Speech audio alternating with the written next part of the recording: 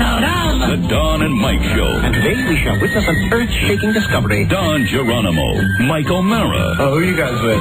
NBC, CBS? Radio God. You gave up jobs for security, for show business? The Don and Mike Show. We've got a show to do. Come on, guys. We're on the air. Have a good show. Produced by 106.7 WJFK, Washington Superstation. It's going to be a great show. All right, well, good luck. And distributed by Westwood One Entertainment. We can thank our lucky stars. They're still putting on a program of this caliber after so many years. Want to participate in a Don and Mike Show contest? How about this? You or a member of your household can only win once for 60 days. You must comply with any age limitations for each contest. Complete contest rules. Send a self-addressed stamped envelope to the mighty WPEK, P.O. Box 3649, Washington, D.C. 20007. Thank you, and God bless. Don and Mike, there'll be no mollycoddling. Stay tuned for your chance at $500 for naming the secret sound.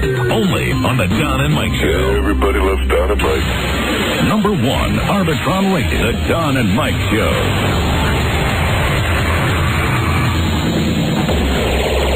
It's a great privilege to do this satellite program, and I'm going to do my best, and all of the people that work with me, to do a good show. It's just pure entertainment. No messages and no this and that. Just try to make people happy for that 1 hour that he comes across. Everybody loves Don and Mike. Last time on the Don and Mike Show. I mean, you were going to give me a Sandra Bullock movie. Right. Oh, give me the one where the bus goes out of control. Speed. I thought that sucked. Really? Yes, I didn't like Speed. I like Speed very much. I thought she smiled too much in it. Let me just say this, though, about Speed. I like Speed after I've had a Vicodin. The Don and Mike Show. For all you good, moral, Christian people who are complaining that breasts and vaginas are obscene. Hey, don't complain to me. Complain to the manufacturer. Okay? And although Jesus told us not to judge, I know you're going to judge anyway, so judge sanely. Judge with your eyes open. What do you consider obscene? Is this obscene to you? You can call Don and Mike anytime, toll free at 1-877-365-3636. That's 1-877-365-3636. They're ready to believe you. Okay. Hi, Don and Mike. Hi. Welcome to our show. Okay. Hi, Don and Mike. The son of a beach. Okay. Hi, Don and Mike. Hey, this is Steve. Yeah, Richard. It's Don and Mike. Okay. Hi, Don and Mike. Hey, Don and Mike. Lord Geronimo could fill a book. Everybody loves Don and Mike. It's the Don and Mike Show, and they'll say what they wish. Where else would you rather be than right here, right now? This man made me a beautiful wicker sofa over the weekend. One hell of a carpenter. Phil Carpenter. Phil Hochberg. Son of Christ. Ladies and gentlemen, please welcome Rob Spivak. Take it away, Rob. You know, Phil's always supposed to be a part of this satellite program. And he knows you don't play music, but he wanted if you would play one request for him. Sure, for Phil, anything. So will you play Little Miss Dangerous? Good afternoon, Mr. and Mrs. Missener and all the ships at sea. A world champions at both Climb on Daddy's Back and Hangover Hide and Seek. It's Don Geronimo and Mike O'Mara. Thank you, Robbie, and hello, and thank you for listening, everybody. It's a new episode on Tuesday, March 13th. Yeah. Well, let's start the show by talking about the stock market. Yeah, it's crashing again today, or is it buzz, or is it all right? It's steadied out now. Ah, wonderful. We can talk about the fact that Morton Downey Jr. is dead, yet Associated Press reported it as Robert Downey Jr. is dead. Or morons. I can tell you about my kickboxing class. Yep. Hi-ya. Knocked a dude down today. Wow. But I believe that all of that must go on the back burner. Because, in fact, the O'Mara separate vacations are over. And she's back.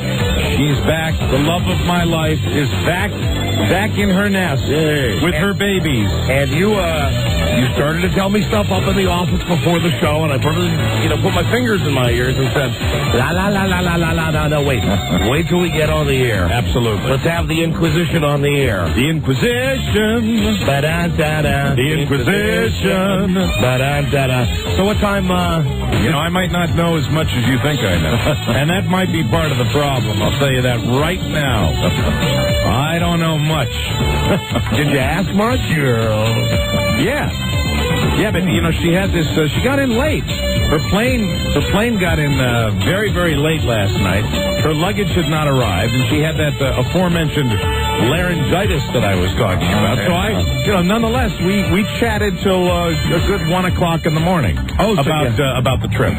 So you had her under the bright lights for a good long time. Well, Elizabeth was sleeping in the bed, so we couldn't turn on the lights. But it was, and she wasn't able. So I was whispering, and she was.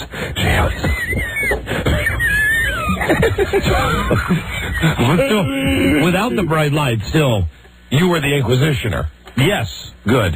Yes, and, I did you rifle through her belongings as soon as she came home? She didn't have any. Oh, that's right, the bags conveniently lost. She had her hair braided, though.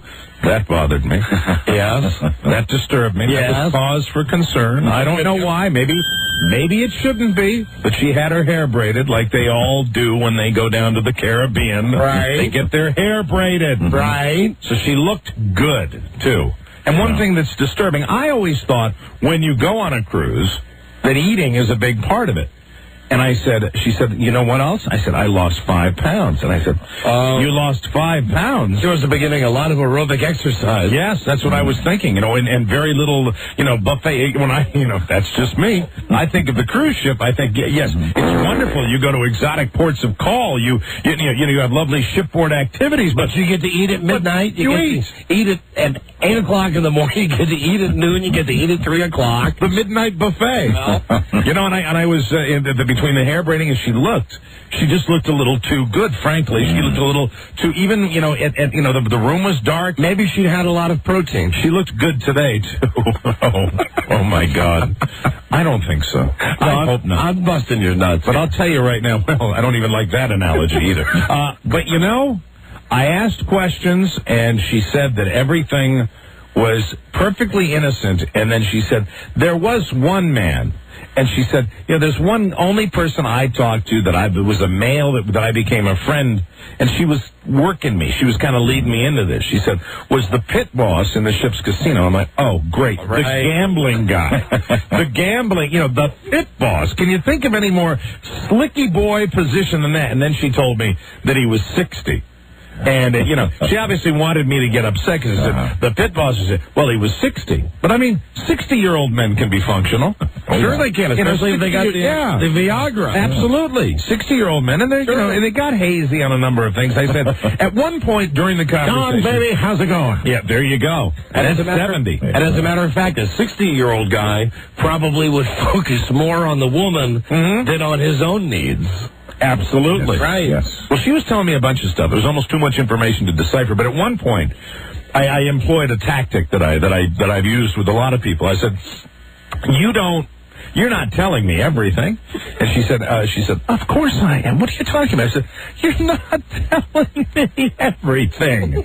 I know you're not, but it's okay. You couldn't go on one of these cruise ships with all these girls, all these attractive women, and not tell me, everything. Everything right. Yeah, I understand.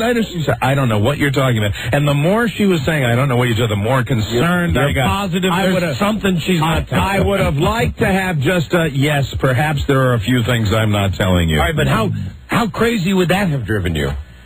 If she told me? Okay, now hold on. No, I can't. Which drives you more crazy? Oh, I have some other news, too. What's that? They're going again next year. Not necessarily on a cruise, but they all got along so well, so famously, that they're going out. But you know what? I look at this as a new era. Because you know me, I am not one for the boys' trips. I do not go on the boys' trips. You know that a lot of my friends go on these wonderful golfing outings for days and days and days. And most of the time I can't go because of the show schedule, but I'll tell you right now, I might join them halfway through. For a boys' trip. I don't care. It's so funny. It's such a bluff.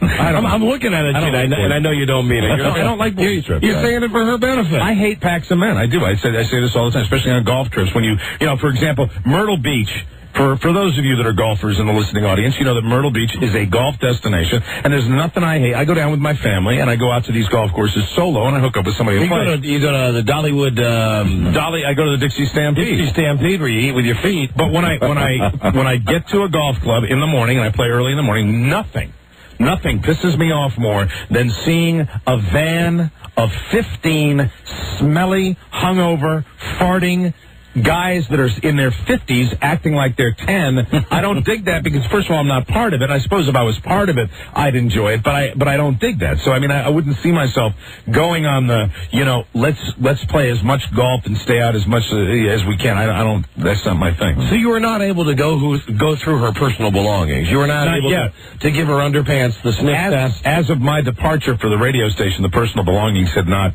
arrived yet, but I will go through them thoroughly. I have a kit that I'll be going through, to experiment with and I'll be taking several samples of clothing also.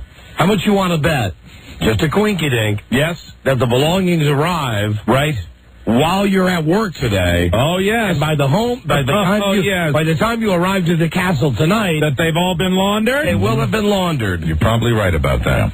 But I'm trying to think if there were any other things that were cause for concern. Yes. What was cause for... I got it. Fantastic. Okay. This is the one. This is the one that disturbed me. We went dancing. I said, did you dance with guys? She said, not alone. I said, what are you talking about? She said, we danced with guys, but we were always together on the dance floor. But that doesn't matter. That's bull ass. That doesn't matter. No, she danced with guys. She danced with guys. I've heard the same thing from my wife when she goes out with her guys. I've heard the same thing. And you know what? We get crap as men for doing the boys' trips and stuff like that. And we may go out, play a little golf, go to a bar, go to a strip joint, and then we're back, and that's it. But we don't go out and dance with women. We don't dance with other chicks. No. Mainly because we're idiots. We're not good at it. We're bad dancers. Yeah. We'd rather just sit at a table and just go,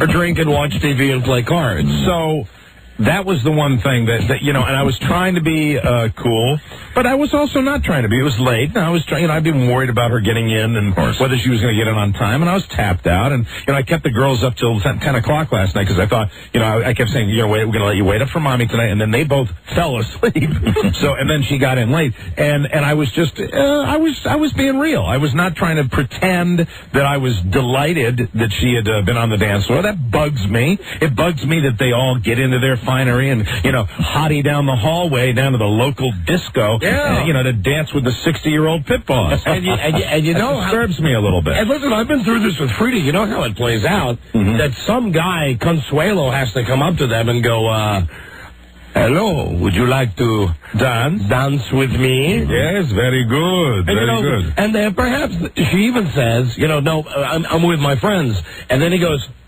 And he claps his hands like 8 matadors come from out behind a screen somewhere, and each guy takes one of the wives.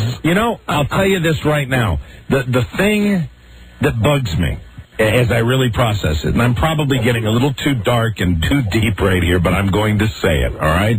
Because that type of a vacation, all of my friends, and this goes out to all my buddies. I haven't even talked like this to them, but I'll tell you right now, we're all out there. We're slaying the dragon every day. We're trying to do the best. We're taking care of our kids, taking care of our families. We go on nice vacations with our wives and our families. Sometimes we take our wives, like I'm doing, on a little junket by ourselves, which is very, very rare, but we do it. And you know what? It just says to me, for all of these women that went on this cruise, it's just not good enough. Well, how many times you been hearing me scream that? You've said it for years, and now I finally completely... Right. You can't understand something like that until you experience it. You're a member of the club. It's just not good enough. And you have to accept it, because I love my wife, and I want my wife to be with me forever, and I'm very happy, and she's given me 2 beautiful children, but it tells me it's just not good enough. And I guarantee, just not good enough. And I've been through this with Frida. And this is the beginning, isn't it? Yeah, it doesn't work the other way. Right. I guarantee you that I couldn't just say, hey, guess what?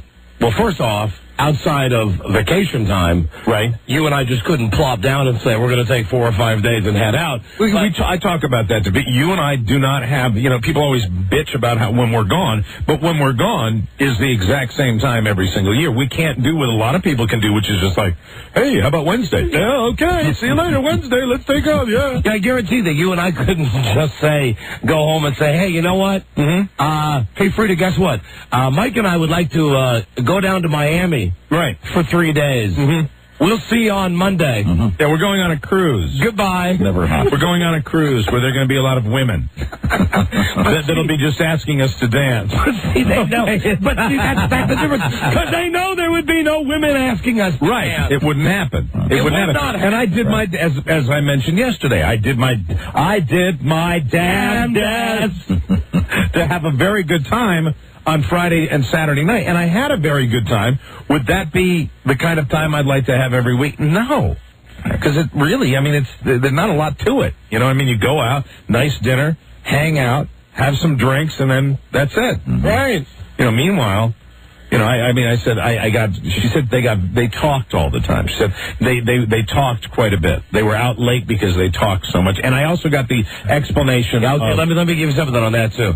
Like they don't talk all the time at home. Right. Because I've gotten that from Frida, too. Well, what'd your girls do? Oh, we just talked the night away. Well, you talk the night away every night with these girls. You talk the night away all day with these girls. But, she was grateful. She was grateful that the cruise happened, and that's why I was accused this morning of losing her keys. Welcome home. Did you lose her keys? I don't think so. I picked up her car, which was at her friend's house, who was the wife of my friend when we went out Friday night. It was at his house, and so I picked up her car on Friday night. It was very close, like next door to where I live. Right. Okay, there was not a lot of ground to cover here. Right. So I don't really know. I assumed I used my keys, but the keys haven't been found yet. And there was an accusatory tone this morning. Where are my keys? Where did you put them? I don't know. Maybe they're down Consuelo's pants pocket. But she had a good time. She's back. I was extremely glad to see her. I was very happy she was back. And then during the Inquisition, you know what?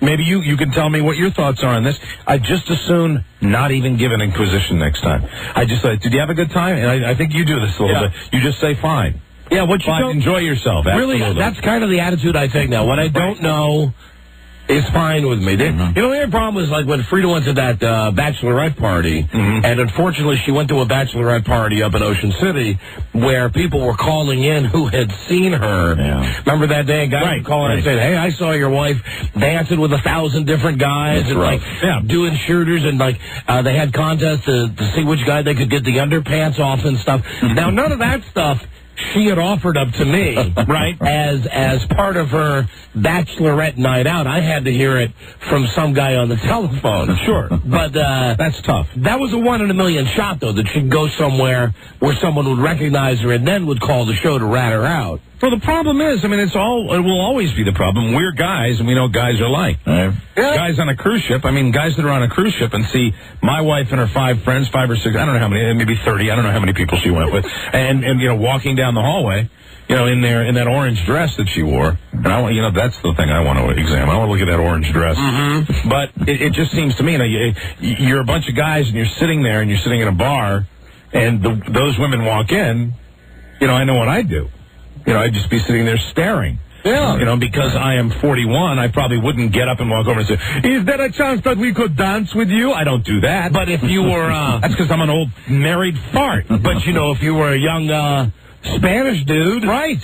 The kind of guy who, looks like a young George Hamilton, draws on his mustache. I'll take it a step forward. A young married guy might do that, too. You know what I mean? A guy in his 20s that maybe got married a little too early. Oh. Okay? I used to know a guy like that.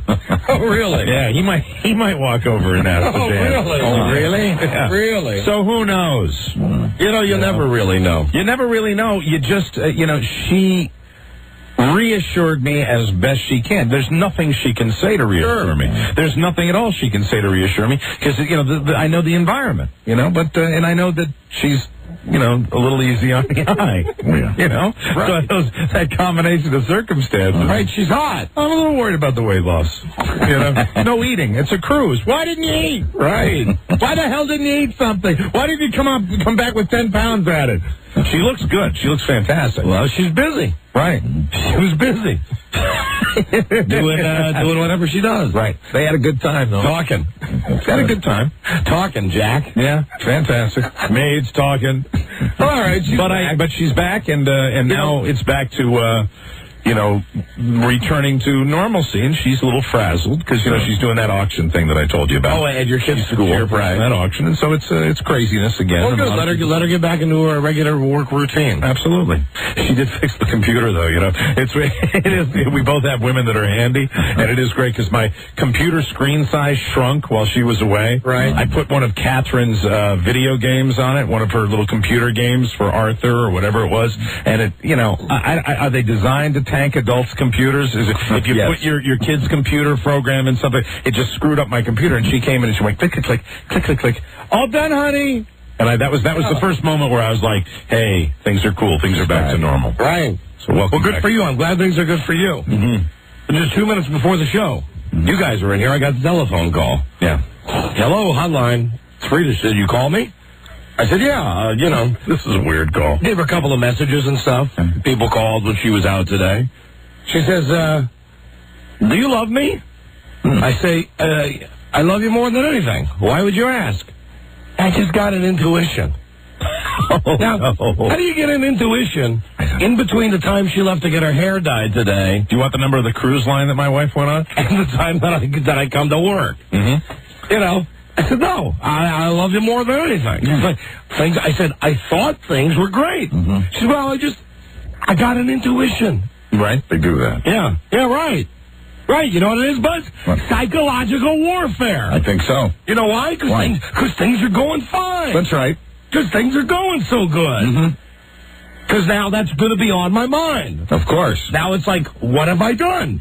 My God, what have I done? I thought I've done everything right. I thought things are going great with us. And I mean, as far as I know, they are. Right. This just could be one of her whim-whams. This could be hormonal, or it could be a calculated move. Really? Yes. A totally calculated move. Out of the blue. Well, she zaps you right before you're opening the mic, too. Which is, right. For me, a very difficult time to get into any of that. Yeah, right at 3 minutes until. Exactly. Is there anything, perhaps, that precipitated this? No. Christ. I mean, today was a normal day. Right, we got up. Said I love you. So thanks for making me my food. Right. Usual day. Christ, it ain't easy. You know how hard it can be. The way things are going. You can leave a message. Oh, no. Whatever. She's trying to crucify me. Oh, she might be at home. Who knows?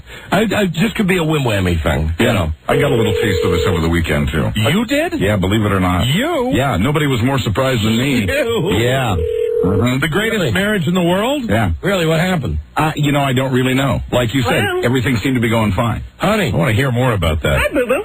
Honey, listen, I love you. Well, good. I like to check every once in a while. You like to check? Yeah. Well, Christ, you like to check. Yeah, I would think you would be flattered that your wife even, cares. It's a nice little thing to ask. Okay, but I mean, it's just slightly unnerving. And 3 minutes until 3. Why? I'm here. I'm getting the show set up. They come back to go. Frida's on the phone. I don't get the unnerved part. I mean, if you ask me, do you love me? Is everything great? I would be flattered that you care. Okay, but I don't say to you, I've got an intuition.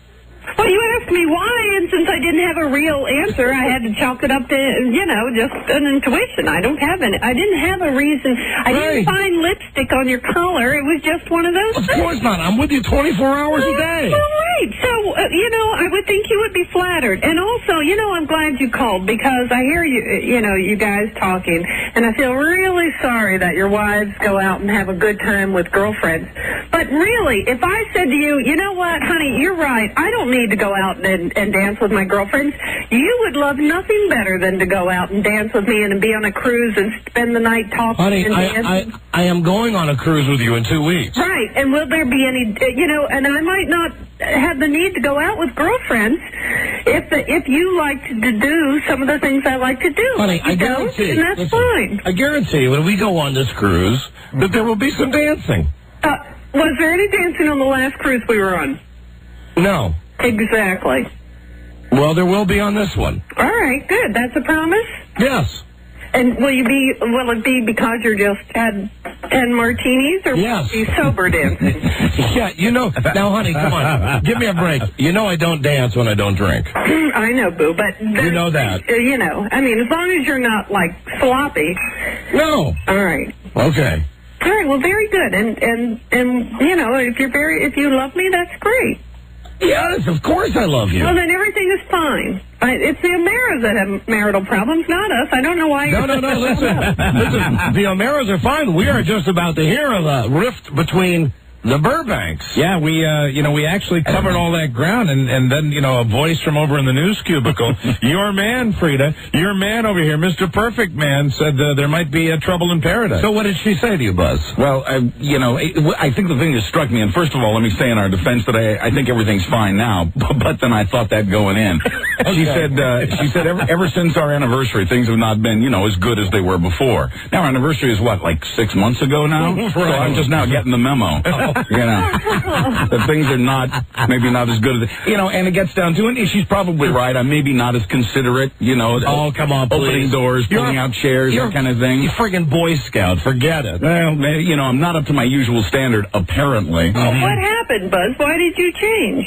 I don't know. I don't know that I did. It's all news to me. Well, no, you just said. In Marcia's defense, you just said that she might be right. You haven't been as good about opening doors and things. Yeah, maybe. I don't know. I'm distracted. I don't know what it is. I don't have a good excuse. See, now that would bother me. Just like it bothers me for you to say, do you love me? Right. Well, of course I do. I can tell Marcia she's right on the money, because the other day I'm in back of Buzz. I followed him into the office, and the door practically took my nose off. He didn't hold it open for me like he normally does. You know what that is? That is like Marcia coming up and just punching you between the eyes. It was. Because you are blissfully like me thinking, hey, everything's fine. We got this marriage thing down pat. Yeah. And then all of a sudden she says the marriage thing down pat is also called taking your partner for granted.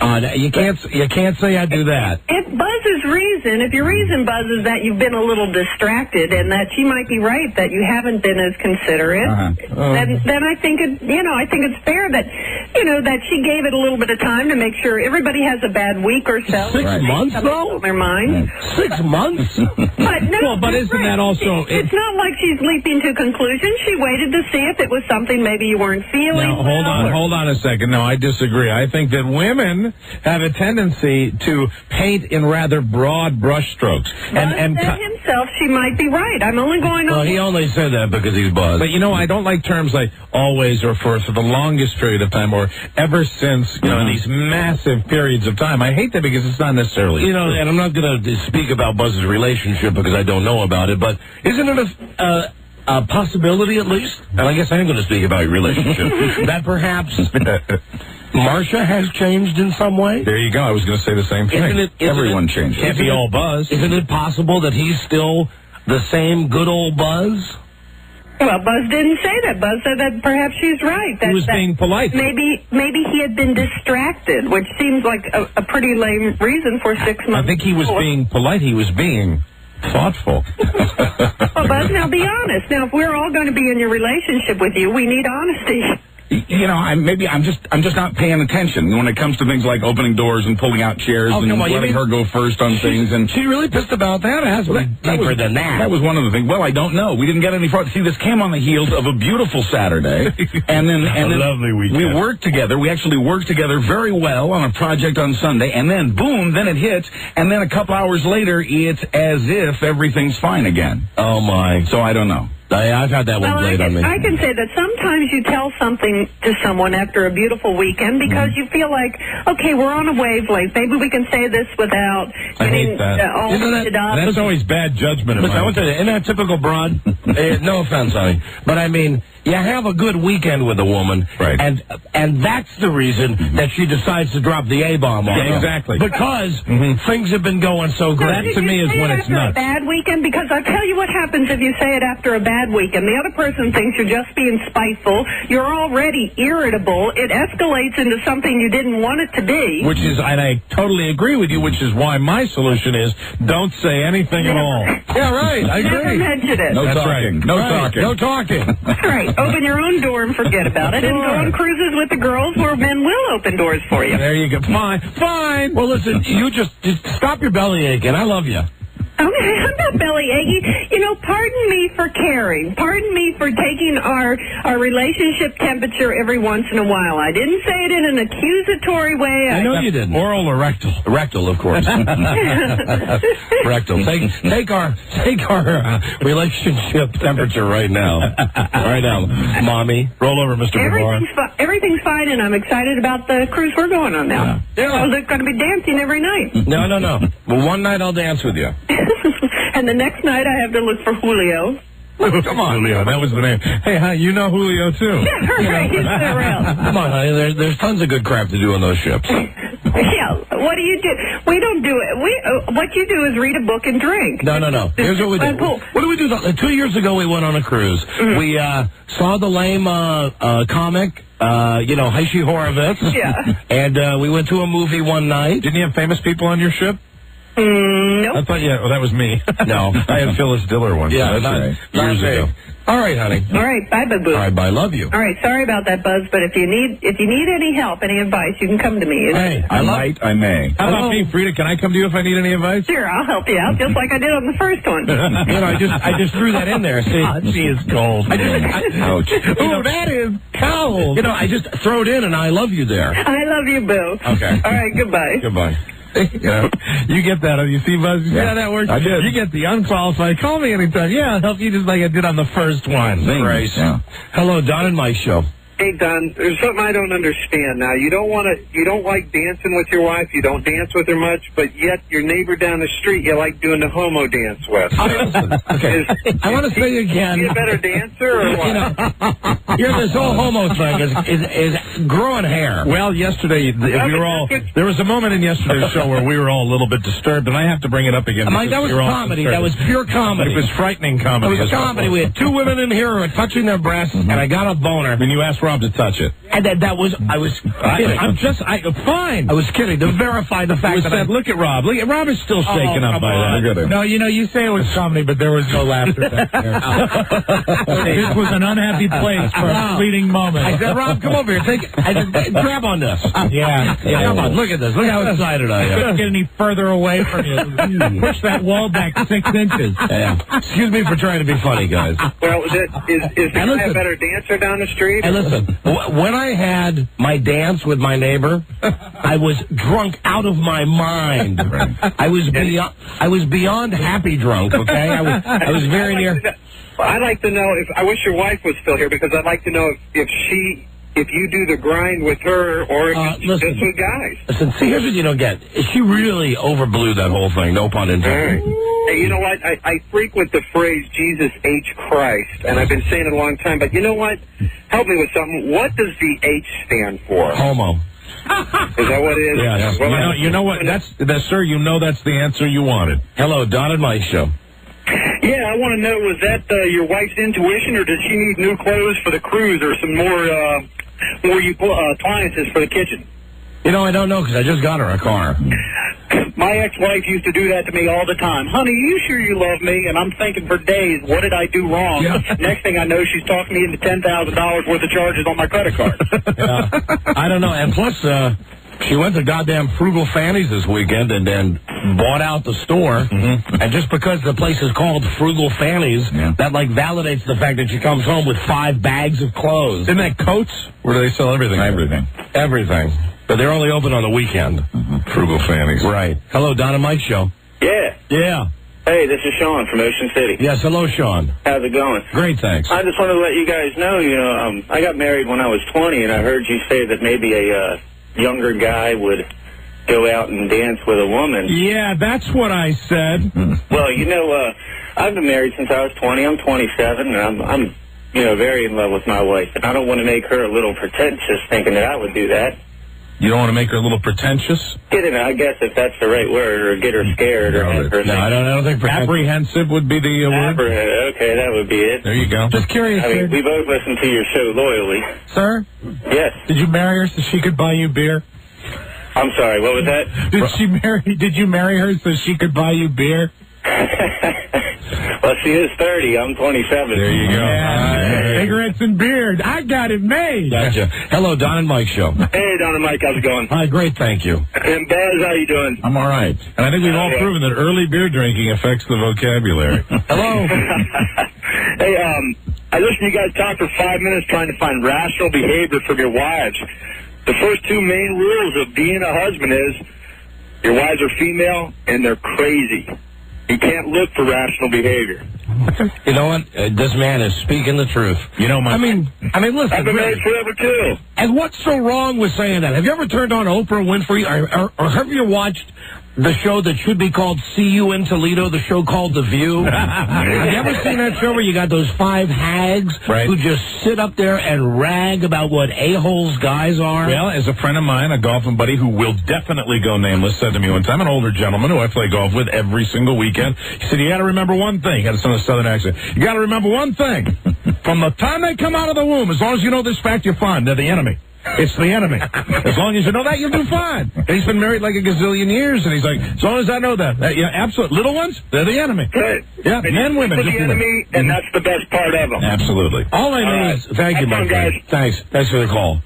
All I know is that through all of this, the only thing that's given me solace is now that I know Buzz is in the same boat that we are. Yeah. Club. Yeah, it sounds like Marshall was working you a little bit, Buzz. Yeah, and of all the three of us, Mike's wife goes on a cruise. Yeah, she's very happy right now. Maybe a little evasive about what happened. Right. My wife calls up, do you love me? I got an intuition. I got to say, the winner, though, is Buzz. Solved the mystery. Things have not been right for 6 months. 6 months. 6 months. Welcome to the club. Wow. Thanks. Hi, Buzz. I'm a member. Yeah. Meanwhile, Rob, new father, that's a whole different area. Yeah, come here, Rob. That's a whole different thing. Yeah, that's really a relationship that's moving into a different arena. You know what it is now? It's a honeymoon time for Rob. Yep. Because Carrie's just focused on the baby, right? Fantastic. Right? Never better. Yeah, it's good. It's very good. It is. This will change, of course. It will, of course. And but until then, we're just enjoying it. Mm-hmm. It's good that he's gonna. I think you're gonna do well with the daughter. You really are. She's gonna be the apple of your eye. You're gonna have a great time. She's awesome. For now. I myself, prefer a son. Don reminded me about that after the birth of my second daughter, and he wasn't satisfied until I cried. I'm just goofing. I'm just kidding. It's just some guys have boys, and, some guys have girls. You bastard! All right. Well, we're going to stop at 8, so we'll see what happens. Good luck. But we'll see. Because 8 is enough. 8 is plenty. And there's a plate of wishes on the windowsill in my house. Was he doing the theme from The theme to 8 is enough. That's right. You have a late night last night a little bit? I can always tell when you pull one of those pads. Yeah. I woke up and my knee was killing me for some reason. I didn't get a lot of sleep. Really? How's Carrie's head?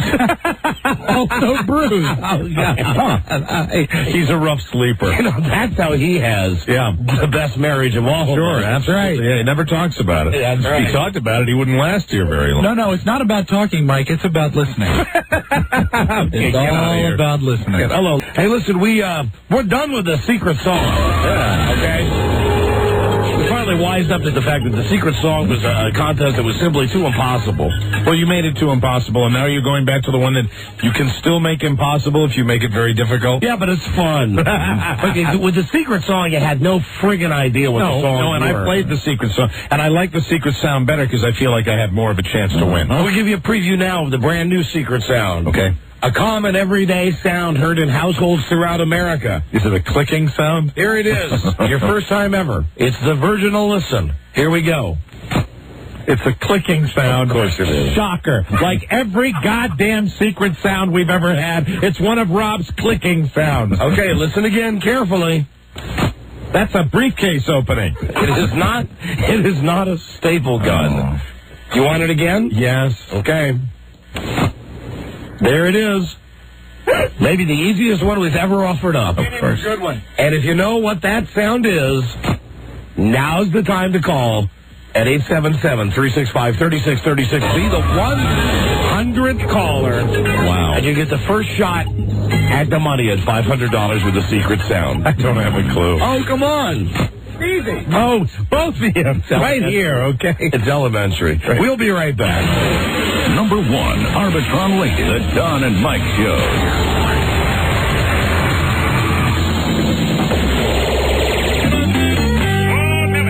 Welcome back to the Women's Duck-Pin Bowling Regional Championships, and yes, sirree, Bob. Carol Blankenship needs to pick up the spare to take the lead.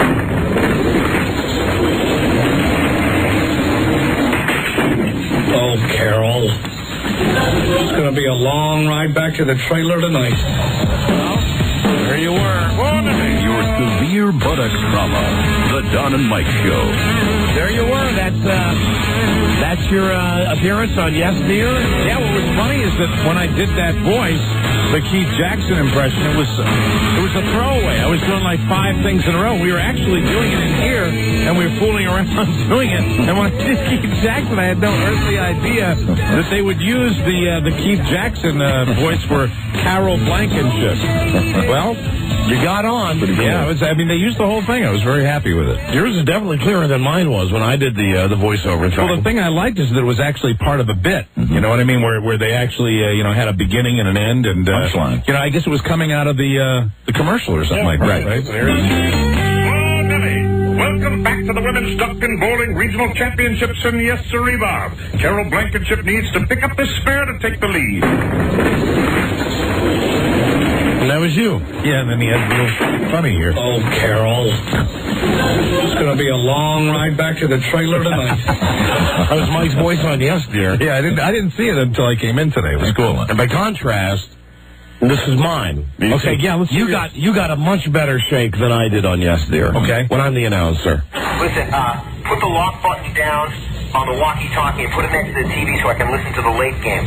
Okay, sure. I want to go to Hermosa Beach. They have the cleanest water. Well, Sammy will take care of that, won't you now, buddy? With first place in the division at stake, this should be one hell of a game between these crap. See? You got a much better deal than me. But it's cool, and I hope we get to do a lot more of this because it's kind of fun, and it's not, do you feel like it's no pressure, you know what I mean? Yeah, and listen, they paid us $600 each to do it. Absolutely. And then more, bring it on, keep coming. And you know what, the show is very, very funny. I didn't see the whole show. Good. But Broyhill was telling me it's the one last week was very funny, and I think it's a great show. That's good. Well, your voice was fantastic on that show. Thank you very much, Warnerly. Hello, Don and Mike Show. Am I caller 100? Yes, you are. Right on. Right on. Hey, Mike, honey, what's your name? Dawn. Dawn, where you from? Anchorage, Alaska. Beautiful. Dawn, you've won A Book of Shadows, Blair Witch 2, the DVD CD, featuring the new DVD plus CD technology that has the DVD playable feature film on one side of the disc and the CD soundtrack on the other.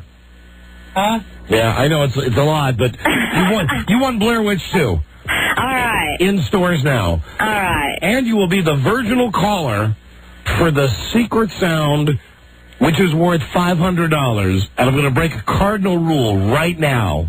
I promised them that I would not do this. I know I did it one time before when we had an absolute moron on the phone to us. She does not sound like anything close to a moron. But I was positive that the guy wouldn't get the secret song. I offered him like $1 million. So for you, I'm going to do 10 times the amount, and being as you're the first person to play the game, you'll play for $5,000. Wow. And being as this is a real legit contest, if you really guess the sound, you'll win $5,000. My God. Okay? Not bad, huh? That's a lot of pressure. Sure. And don't worry about it, because working for a great company like CBS, the last time I gave away $10,000, I had to pay for it myself. Very scary. So here we go. for $5,000, a common everyday sound. We'll play you the sound now. Please don't answer till Mike sings like Warren Zevon. And we wish you Godspeed. Caller, name this sound. There it is. Now, Main Street title, if you win, will pay $500 of the $4,500. You're playing for $5,000. And he rubbed the pot roast all over his chest. Excitable boy, they all said. Yeah. Yes, yeah. Yes. We love the Zevon. Yes, sir. Okay, for $5,000, the only time we're going to offer this much money. What is that sound? The deadbolt. Would you please repeat that? A deadbolt? No, it's not a deadbolt. Nope. Thank you, though. Thank you. Thank you. Don't forget that every guess is a clue for you. It's a clue for you. Yeah, not a deadbolt. Sorry. Thank you, though. Hold on just a second, please. So, listen, you know, I'm a pacifist. Yep. And I've really never been in a fist fight in my life. And even though I threaten guys to fight all the time on the show, it's always because I know I can hide behind a microphone. Right. I've been taking kickboxing now for the last 3 weeks. And you're turning yourself into a weapon. Well, I'm telling you today, I popped a guy, and he went down. Oh. You dropped a guy? Dropped a guy. You hit the canvas? Yeah, I hit him in the face, and he went down. Ow! Was he seeing stars? No, I mean, he was woozy. He did the thing where he just stood there for a second, then boom! What kind of shape was he in? Better shape than me. Really? Was he a little guy? He was a tall, wiry guy. Well, so he was taller than you. A little bit taller than me, but skinnier than me. And did you catch him by surprise? Oh, no. We'd been standing up there doing the thing where it was jab, jab, jab. Okay, now jab, now kick, jab, jab, jab. And they said jab, jab, jab. Jab, boom. He fell. He went down. Wow. Did you help him up? No. You know me, and I'm sure everybody in the kickboxing class hates me. Right. I did my little victory dance. It was that's very bad. I was so amazed. I was like, oh, my God. Can you believe that? Isn't that fantastic? That's so great. You dropped the guy. That's so great. My goodness. How did the guy respond to it? I mean, what was his mood? He was fine. He got up and we shook hands. Oh, really? Now, of course, all of this... Did he try to retaliate? Oh, no, that was the end of the demonstration. You're very fortunate. Yeah. All of this, though, was negated when, again, it was time to jump rope. Oh. He's still not making any progress with Now, that? listen, the rest of the class, of this kickboxing class, everybody else in the class, they can do this thing. We go... I get pulled over on the side in a corner with my own special guy for the jump roping part, and he says, okay, here's what we're going to do. You're going to do 3, and then you're going to stop and reset. Then you're going to do 3 and stop and reset. Then you're going to do 3 and stop and reset. So because you had to do a total of 60, so 20 separate times I would go, because I figured out the most jump rope I can do is 3. 3 at a time. It would be so much easier on you if you just knocked the 60 out in a row. I can't do it. I can't. So I would go 1, 2, 3. Stop. Put the rope behind me. Right. 1, 2, 3. Stop. Flip the rope behind me. 1, 2, 3. Flip the rope behind me. That's got to be almost more aerobic, I would think, than doing it the other way. Yeah. I don't know. All I know is that you got to bring one of those jump ropes in here one day. You got to see if you can steal one and bring it in here. All I know is that by this point, everybody's done, and I'm the doofus that's standing in the corner. I'm like Corky. You know, I might as well go to this kickboxing class on a short yellow bus because I'm in the corner, just going 1, 2, 3. Okay, that's good. Looks like you're keeping your hands by your side. Yeah, well, you're supposed to. I know. I know you are. That's why I said it looked like your form was good. You're supposed to keep You're not moving your arms around. Right, you're supposed to keep your wrists at your side. Just go 1, 2, 3, just like that. But that's my limit is 3. It's a rhythm. You got good rhythm. You're a good drummer, so you ought to do the thing where you go to. The thing is, they make me look at myself in the mirror when I'm doing it, and I think about it. I think when the rope's coming around. I would think looking in the mirror would be almost more difficult when you're trying to get it right. That's why I'm so uncoordinated. That would screw me up if I was looking in the mirror, because I mean you're going in the opposite direction. I'm the most uncoordinated guy in the world. Absolutely. Hey, but you dropped a guy in kickboxing. But I'm telling you, this kickboxing.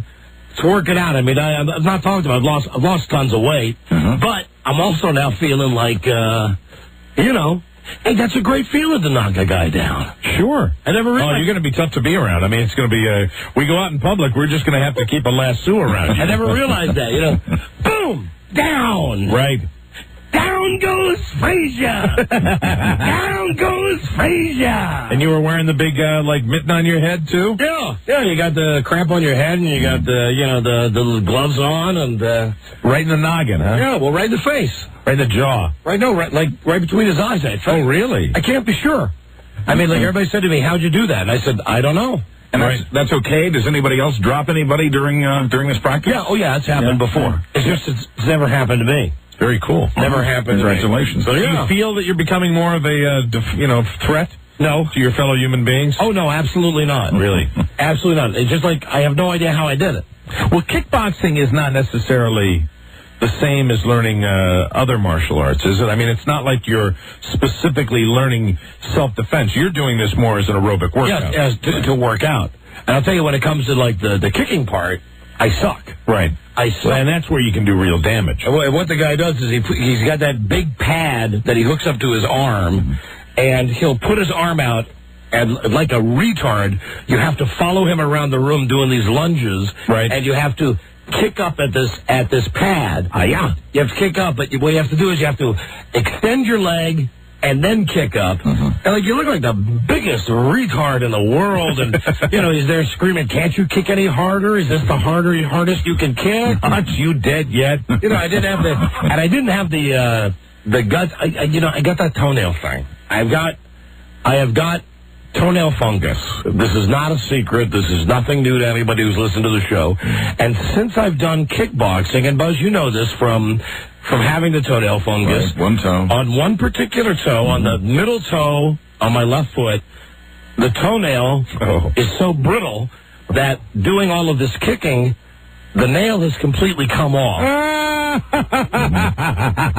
So there's no nail there. So the guy's trying to figure out, how come when I kick with my right leg, how come I kick so much stronger than when I kick with my left leg? Because you're experiencing pain? Yeah, and I don't want to tell him, because I know the first thing he's going to say is, well, take off your shoe and sock and let me see it. Let's take a look. Let's take a look, and I don't want him to see that. No. So when you kick with that, where there isn't a toenail, it's real pain? Yeah, of course, because that's the part. What you're kicking with is just with the top of your foot. Right. And why don't you tape it up? Well, I've got a couple of Band-Aids on it. Yeah, I mean, use some real medical tape or some athletic tape. Put the Band-Aid on it and then tape it up really good so you got a little pad there. Well, I don't know. That's too much work. Yeah, I guess, for how long is the workout? An hour. Yeah. It's too much work. To go through all that. Screw it. I just go home and then I take off the Band-Aid. But can I tell you something? It's really sick. Oh. I really get into this now. When I take the Band-Aid off. Oh, no.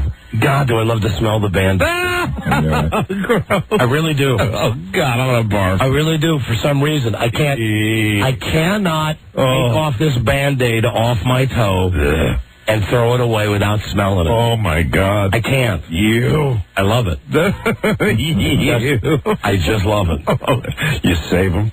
No, I don't save them, although... Save them in a cookie jar. Although if you go around our house, virtually in every room of the house... There's a Band-Aid? I've changed the Band-Aid in some room of the house. And it's just sitting there? Yeah. Oh, God. Between that and the geesh, my God, it's going to be an obstacle course. I put fresh Band-Aids on today. I took a shower at about 1 o'clock this afternoon, so that's 3 hours ago. Is it bloody?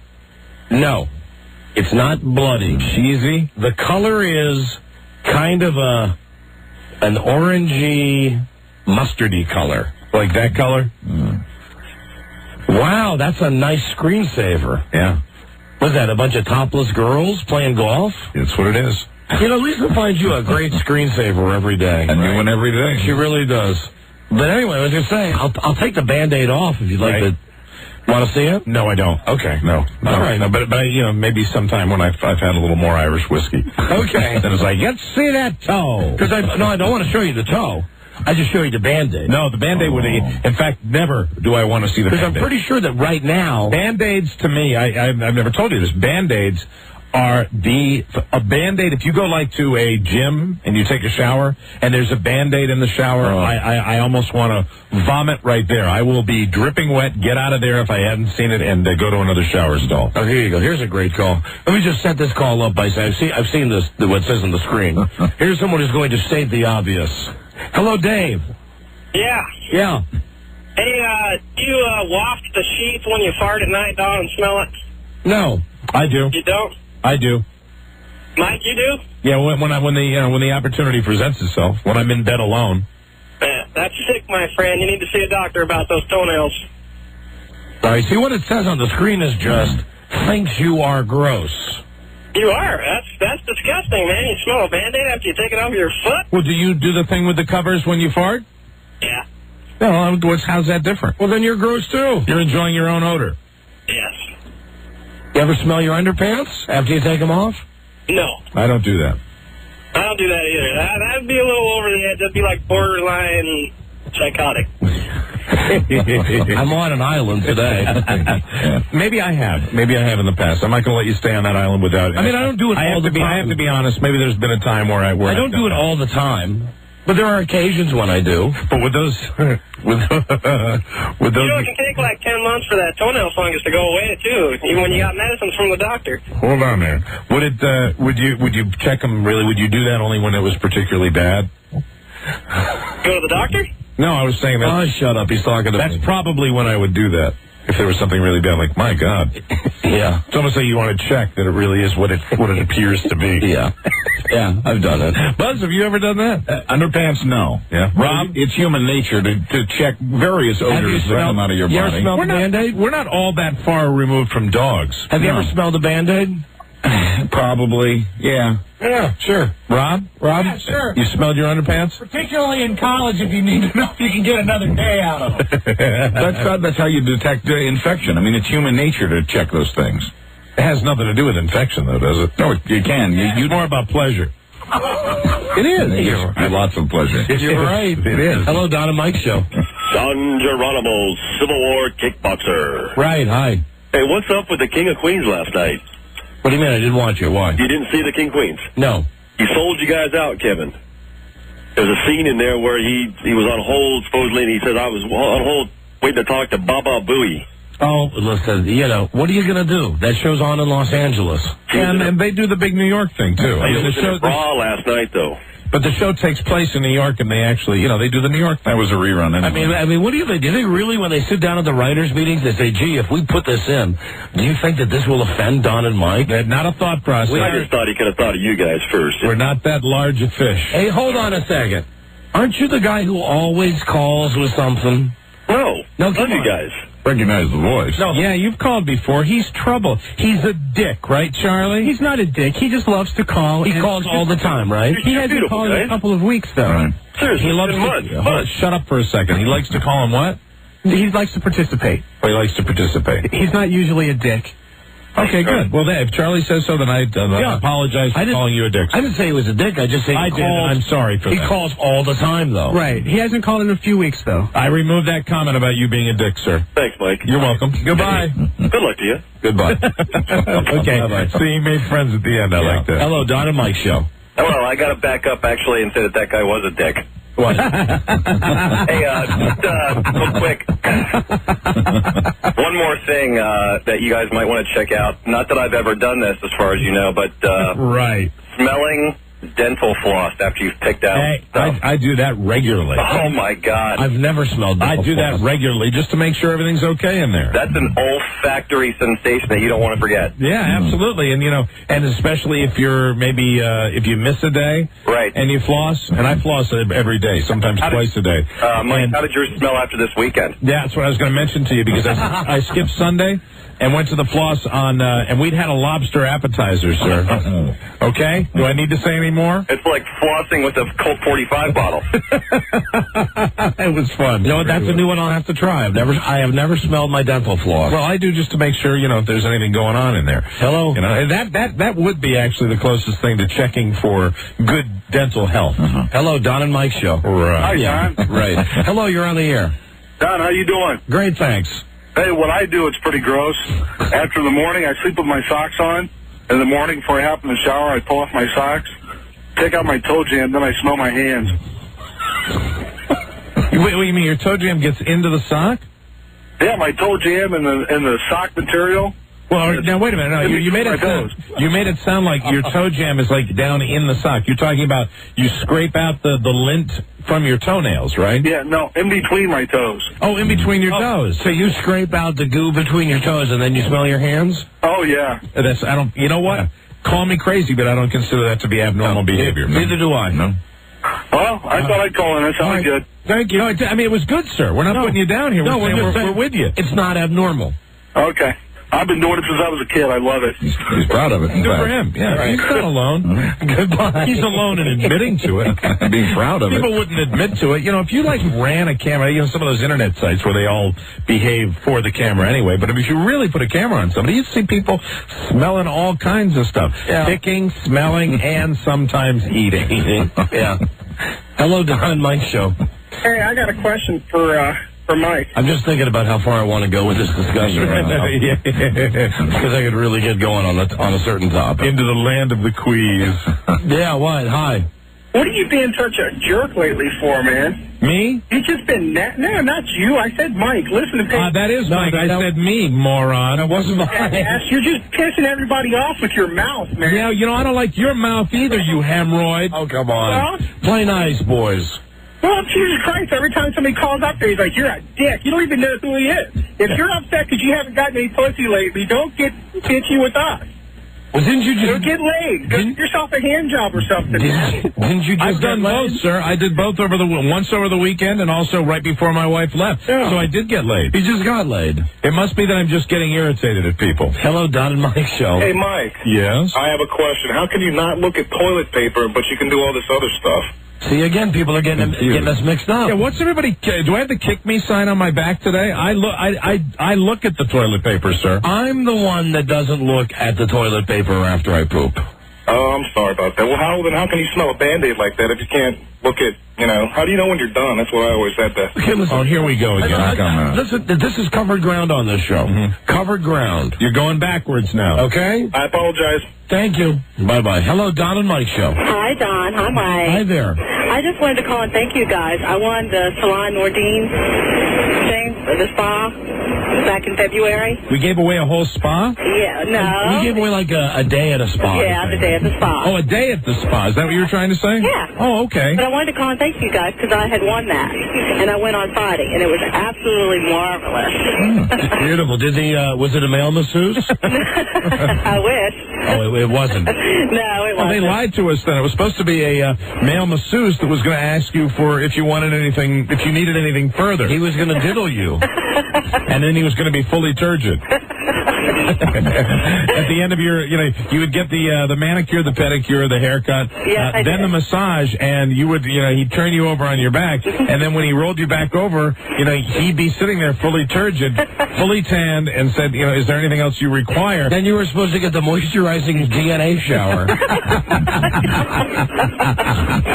You didn't get that. Actually, a female. And I had a body wrap. Really? Yes, and the body wrap, I had nothing on, and she rubbed my chest and everything down. She rubbed your boobs? Yeah. Wow. Did she rub your nipples? Yeah, no, she didn't do that. Did she knead? Would it be rubbing or kneading? Actually rubbing. She rubbed it all, because she couldn't find the paintbrush to put it on. I bet. Wow. All right, honey. Thank you. All right, thanks, guys. All right, glad you had a good time. I'm so glad she had a good time, but really, she was supposed to open her eyes halfway through her massage with something bobbing up in front of her. Hello, Don and Mike's show. Hey, guys. I want to tell you about a game I play with my son. It's called the Oops, I Farted game. Yeah? We're laying on a couch, throw a blanket over us, like we're getting all cozy and watching TV and everything, and one of us will say, oops, I farted, and throw the other one underneath the blanket. That's great. That's great. Thank you. Good story. Yeah, bye-bye. Thanks, my friend. Hello, Don and Mike show. Don and Mike. Yeah. Let me ask you, do you guys pick your scabs and eat them? Because I do that. I'm going to plead the fifth on that one. I'm going to say no. Scabs bug me. Even when you were younger? When you're a little kid and you get a scrape on your knee, you pick it and you look at it and then you... You know what? It depends on the degree of scab. If you're talking about a full scab, like from a skin knee or something, probably not. But if you're talking about like a cut, A little cut, yeah. I mean, you just pick at it, might find its way into my mouth. Okay. Thanks a lot, guys. Goodbye. Thanks a lot, bud. Bye. That's probably very bad.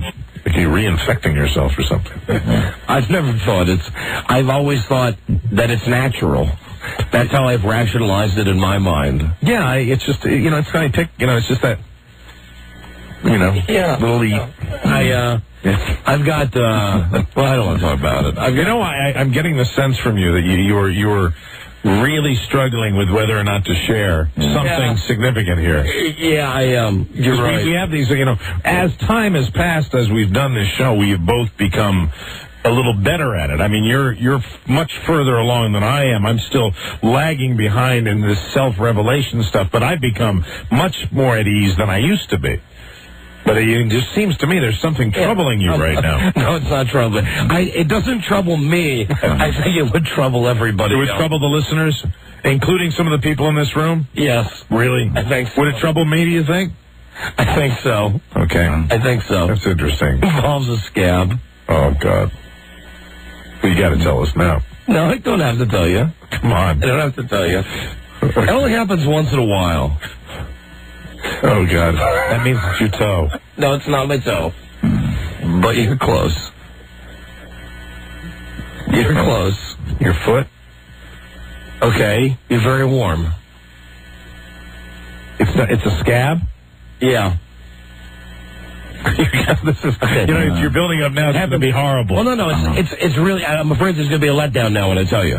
I'm ready for that. Recently, my wife got me a pair of tennis shoes, and on the back of them, they had a point that dug right into my heel and into my ankle. I mean, it was a combination. Right on your Achilles tendon? Right, as a matter of fact, right back. Yeah. Back here.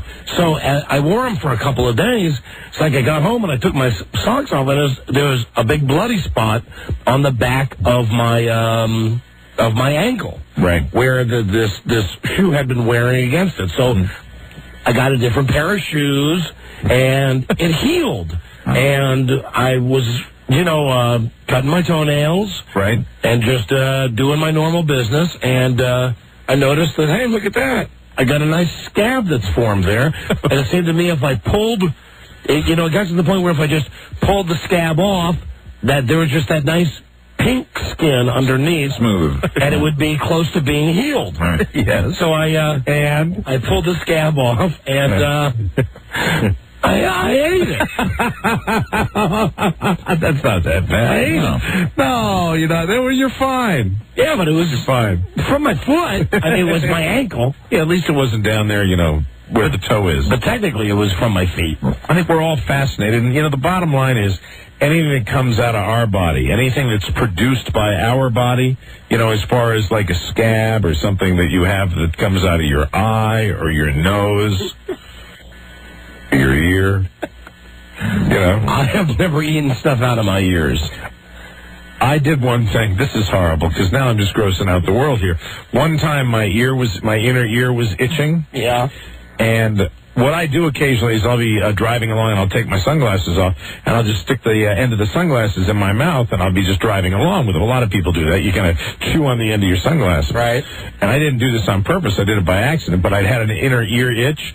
And I used the end of the sunglasses to dig down in there into the ear. Yeah. And then I pulled it out, and I think I wiped it on my pants leg. And then shortly thereafter, the sunglasses went back into my mouth, and I almost gagged.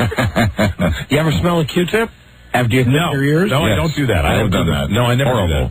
I've done really bad. I hate that smell. Really, I've never had that smell. I've never done it. That's a bad smell. I get rid of the Q-tips. I don't. That I hate that. That's a really bad smell. Yeah. Especially when you go on a couple of days, you haven't cleaned your ears. Mm-hmm. You pull out a big gob of something. Right. The Halloween color, that pumpkin color stuff you pull out of your ears. Stuff, right? Hello, Don and Mike. Yeah, Don. Yeah, what? Hey, I just wanted to remind you of some bodily smells that you smelled when my 70-year-old mother played strip trivia in Sacramento.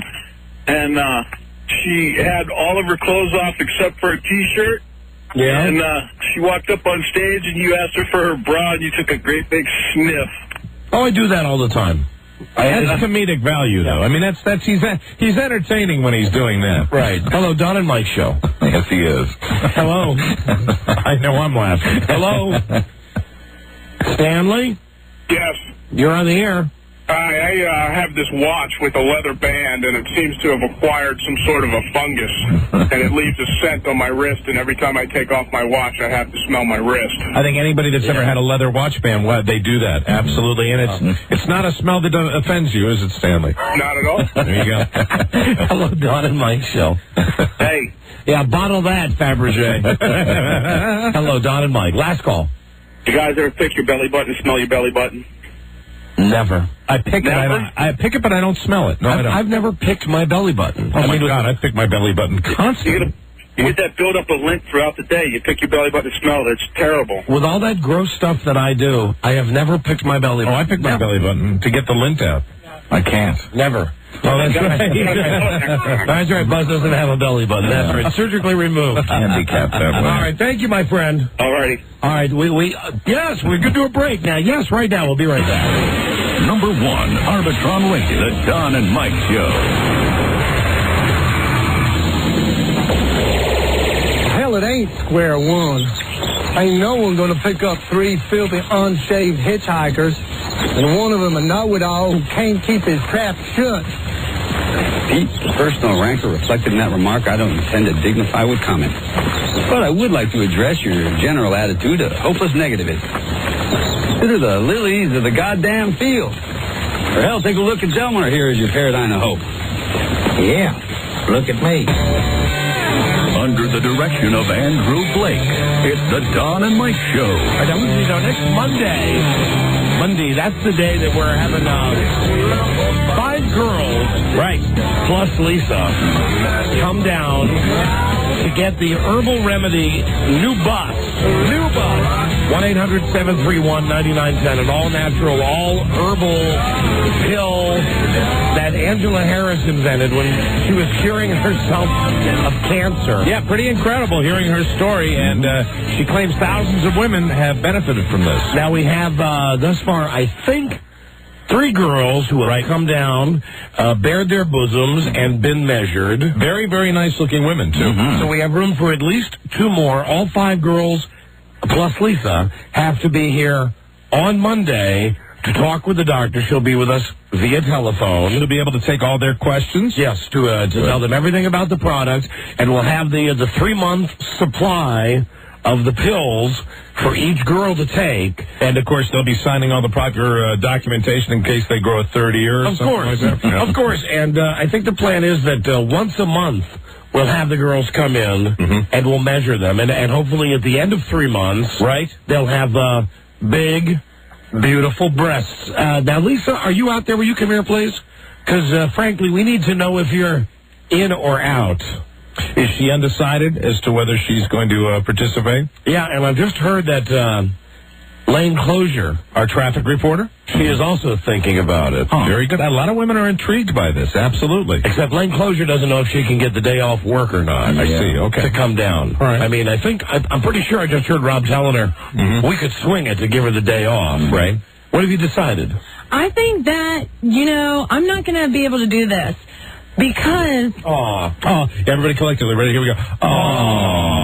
Although I would love to show you guys my breasts and measure them here in the studio, I'm just realizing that, that this might be... I think that I don't think that I would benefit from it as others might. Others might need it a little more than I do. We'd make an extra spot for you. Sure. There could still be 5 girls and you. Yeah, I mean, you did come to us and say that you were interested. Oh, yes, I know I did. How does Nick feel about it? He's all for it? Yeah, sure. He's into it? Yeah. Have you talked about it with him? Uh-huh. Nick's my buddy after Friday night. Yeah. So that's Lisa's boyfriend. Yeah, he's a great guy. Nick's a very nice guy. He's cool with that? Oh, yeah, he'd be fine with it. I just don't know. What is it? Is it the showing of the breasts? No. No, then what? Is it the taking of the product? It might be. Maybe I didn't think about it, and I haven't done the research in it. I haven't spoken to my doctor. I don't think. Well. Okay, now she's lifting up her shirt, and we can see her bra. Me compared to the other gals that came in. Mm-hmm. Big difference. You're right. Yeah, right. I just don't. And they said that it would work if you're smaller. Well, what is your bra size? 36, B or C, depending on the bra. I mean, a full B. A full B. Well, the guys are getting out the beach towels right now. That's right. So you're concerned a little bit about taking some product. Yeah, we're all disappointed. Yeah. It's your decision, Lisa. Yeah, I mean, we're not comfortable with it. We don't want you to do it. We didn't force you into it. Oh, no, absolutely not. As a matter of fact, it was something I wanted to do. You came to us and said you wanted to participate. Yeah. So that's all right. Feel no pressure. You're letting the show down. So you volunteered to do something, and then you changed your mind. It's your prerogative. Right. It's your prerogative. Right. What's the main reason? Is it the stuff, the pills? Probably. I just... No. Come on, there's another reason. Well, what's the real... Just give us whatever the real reason is. Okay. If I'm going to take this thing for 3 months and it's going to make my boobs grow, and I'm going to be like, wow, and then I'm just going to keep taking it, and I'm just... Now, Charlie Broyhill is coming to the store. No, he's just trying to figure out what's going on with that light. We got a light that's going out in here. So you're worried that you'd like to have to take it for the rest of your life, or otherwise your boobs would shrink? Yeah, and they don't need to get that much bigger, do they? Well, it's totally up to you. It's subjective. I mean, they look fine to us. There are women that are double Ds that have breast implants. Yeah, there are. I mean, there really are. And then there are women that have A cups and are very, very happy with their breasts. Right. I'm sure that Angela Harris could answer your questions about if you take the product for 3 months and then you lay off, Mm-hmm. Yeah, I mean, your questions sound like legitimate questions. Yeah, absolutely. And you could probably get them answered quicker than any of the girls in the contest. You could just pick up the phone and call her. I might just have to do that. Mm-hmm. Say, hi, listen, it's Lisa. I'm thinking about this. Not a bad idea. It's a good idea. If I take the product after 3 months, and if I stop taking it, will they shrink? Yeah, sure. And the doctor's going to give you, the answer that's going to be most beneficial to the product. I'll tell you that right now. Right. And if she says, that won't happen, well, then let's do it. I'd urge all the women participating in this to talk to everybody about it. I mean, we're not, we're not going into this thing. We like the idea. The lady has a track record. She has a legitimate track record of people that she's helped with this. But, I'd urge every woman participating to talk to somebody besides the ladies, because she's not going to say, oh, yes, you'll be dependent on it for the rest of your life. I wouldn't. I would urge everyone to just throw caution to the wind. Live in a cocoon for the next 3 months. Absolutely. Eating more than you're supposed to. Cut yourself off from the outside world. As a matter of fact, yes, double the dosage. Grind them up and put them in beverages. Yeah, right. Yeah, so maybe the boobs will grow bigger. Right, okay. Well, let us know. Let us know what you decide. I'll give her a call, let you guys know. Okay. Excellent. Very good. Feel no pressure. Yeah, none. Feel no pressure. Are you still tanning? Yes, I am. Very good. I went yesterday. You don't have to vamp when you say that. I just feel so sassy when I discuss it. Feel no pressure. None whatsoever. No pressure. No whatsoever. Right. I'll get back to you. And incidentally, that Palm Pilot I gave you last week, can I have that back, please? I'm kidding. Get out of here. He's a kidder. Get out of here. I'm kidding. Just kidding. She deserved it. She needed a present. Yeah. Yes. So we got a Palm Pilot. I gave Lisa the Palm Pilot. That's nice. That's right. So, yeah. I guess what that means is more room for the rest. Absolutely. Now, what about, this means that we have to put Rob in the contest now. Now, what about, Robbie, you talked to Lane Closure during the commercials. Yeah. At first, it's great to have her back from Bike Week. That's right. She was down in Florida for Bike Week. Yeah, all the bikers down in Daytona. At first, she said she wanted to do it. She said she wants it, and I said, well, I have to check with Don, because, we already had a representative from the show, and you said it was cool.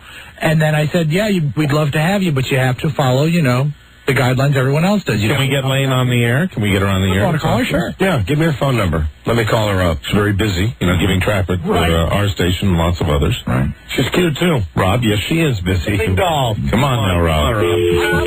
Rob feels about Lane sometimes the way he feels about listeners. No. But she keeps him waiting. She's prettier than most listeners. And his wife. And my wife, yes. Don't make me wait. Listen, please. Hola. Hola, hey, you're on the air. Hi there. Hi, Don. Hi, Mike. Hi there, Lane. So, listen, are you interested in this product? Well, you know, big boobs doesn't sound like such a bad thing. Bigger boobs. Bigger, but what are your current vitals there, Lane? My current vitals, about Lisa's size. About a 30. Show them again. About a 34B. You got it. All right, 34B. I'll tell you what my biggest concern is. What? Coming down there and showing you guys my boobs.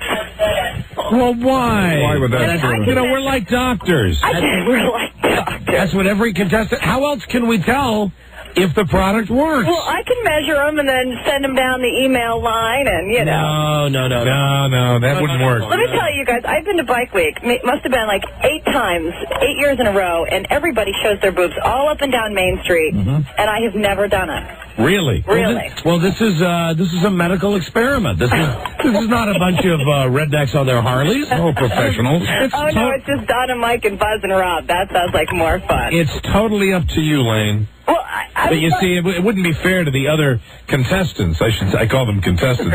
Subjects, exhibits. It really wouldn't be fair to them, you see. Well, Mike, I think they might want to show you their boobs.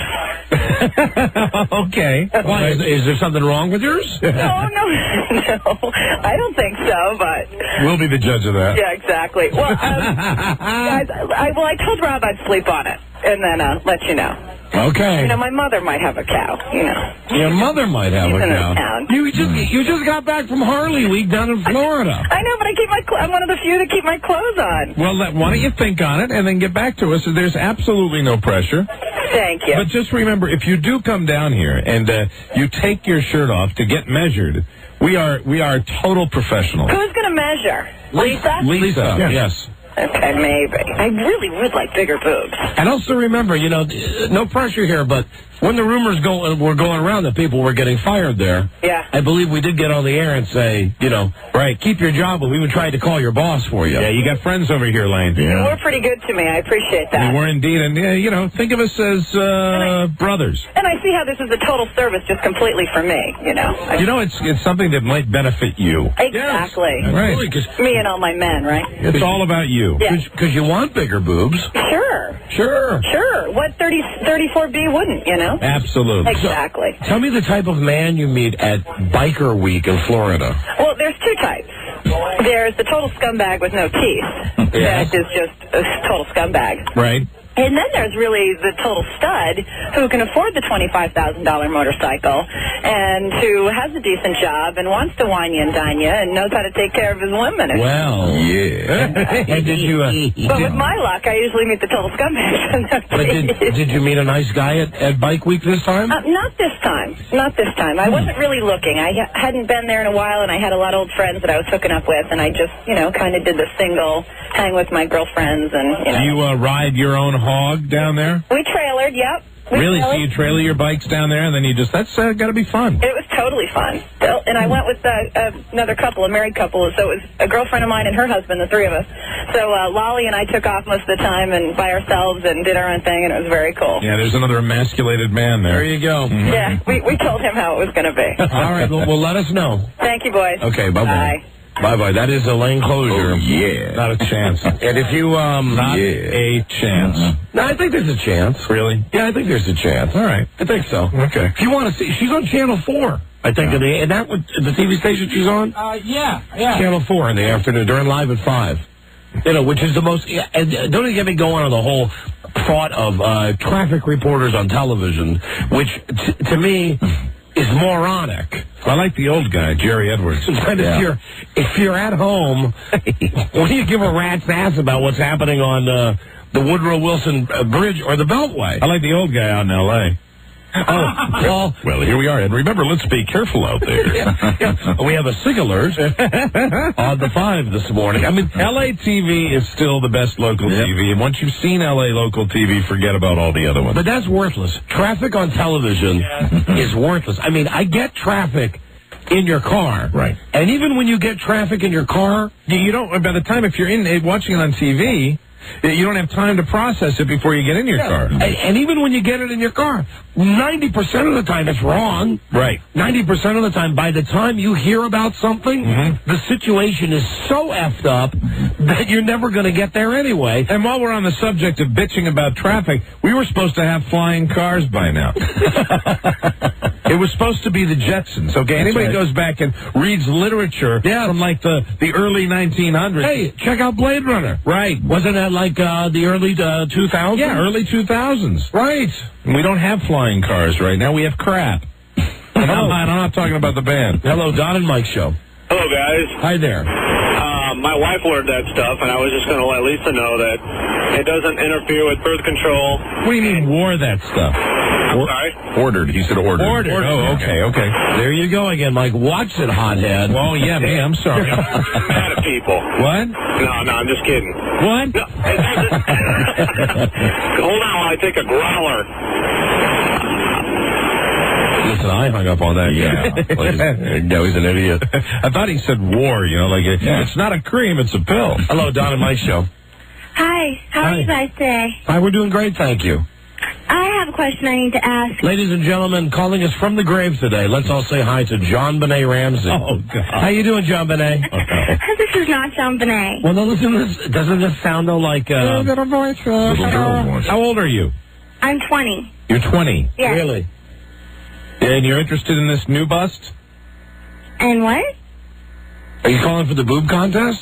No, I'm not well, actually, I could be in the boob contest. What are you calling for? What I'm calling for is to ask you guys advice on giving oral. Ah, okay. Well, now you have our undivided attention. Mm-hmm. I've never done it before, and I think, being 20 years old and everything, it's about time. Yes, I agree. I've been for about 40 years, and I'm sure he's wondering what the hell's going on. Yeah. You're way late to this party. Way late. Way late. You're 20? My God. Go ahead, Satan. You guys think you could help me out on I mean, by, 14? No, stop that. It's only because you have daughters.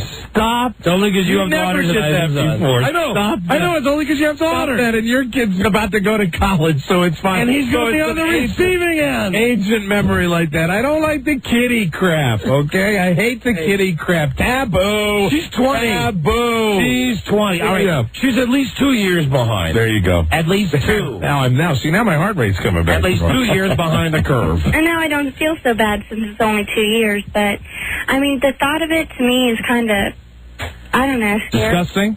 Yeah. Well, listen, honey, I got news for you. I believe it's disgusting to every woman. I think it should be. You would think. I suppose it is the concept, but there are women that women have said they really like it. They dig it. Seem to enjoy it. They like that better than anything else. We've had women call us. Oh, I know. We have tons of women call us that's all they like to do. Now, They probably say that to get your attention, though. I've never met any of those women. Well, we've also had sexperts on that say that everything women say about sex is not true. Yeah, that's right. So, you got to take that into consideration. All right, so what is your question about giving a BJ? Okay. What am I supposed to do with my tongue? Exactly what am I supposed to do?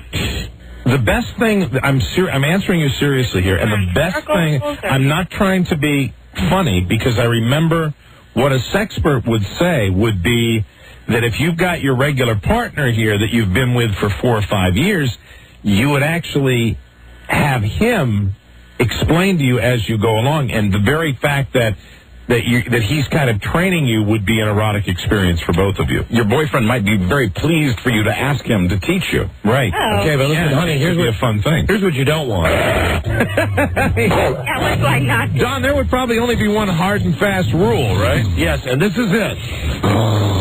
This sound right here you're hearing? And hold on, the real sound's coming right up. Right. This is what no guy wants to hear when you're doing that. Yeah, right there. That's it. You don't want that. Okay, what about, Because, you hear a lot of time about people's teeth getting in the way and things like that. Yes.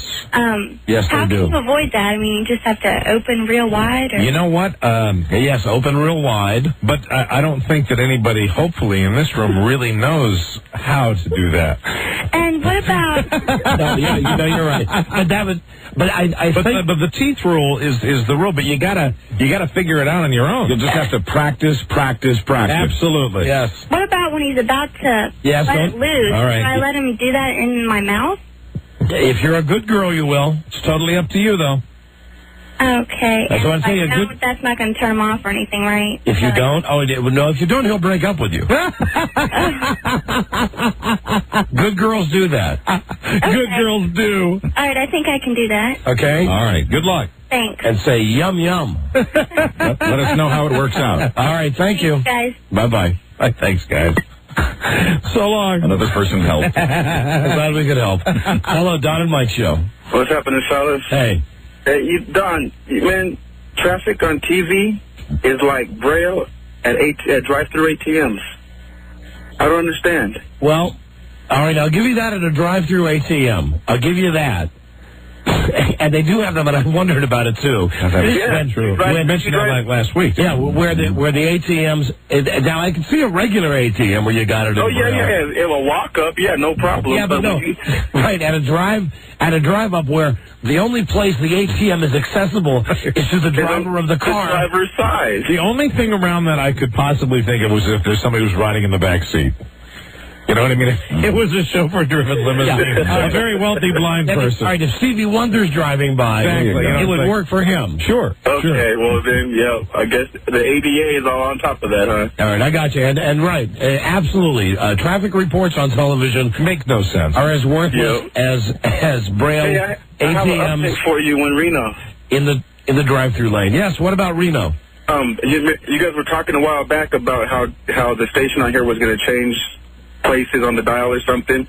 What they did was they moved all of their sports stuff to one station and left you guys on the other. So now in the summer we don't get preempted by Giants games anymore. Yes, that was a giant secret that we had known at the time. They've changed the station that we were on. We used to be K-Play, and now they called... It's still going to be K-Play. No, it's going to be called The Buzz. And maybe I'm giving out some secret, but I know that because I cut new liners for the show. Oh, okay, cool. Yeah, so now people can listen to the Giants game where they can stay with you guys, which I prefer to stay with you guys. Yeah, let's Giants games came let's see what the ratings are for that. Let's see which does better in the ratings: San Francisco Giants Day Baseball, right, or this show. You know, it's great, and they're a good operation out there. They treat us well, and it's no surprise that they've made a good move doing this. And can't wait till you guys get back. I still got my wristbands. Can't wait till you get back. Listen, hopefully. Let me just say, I don't want to give anything away. What we want to do is we want to make one swing very soon to the West Coast. Right. Where we're going to go to Sacramento on one night, and then on the next night, go to Reno. Go over the mountain and go back to Reno. Now, we got to go back to Reno. The problem at this point is not with the people in Reno. Never has been. They have... got a location in Reno, right, where we can do the show with no restrictions. They're great on it. Here's the latest from the geniuses at KHTK. Yeah. Okay, the first thing was they said that we were going to be in the Arco Arena, where the Kings play. Then they said, well, there's two problems. First, there's scheduling, right? Because the Kings might have a basketball game, even though we've had people from Sacramento call us and say that on April 20th, the Kings don't have a home game.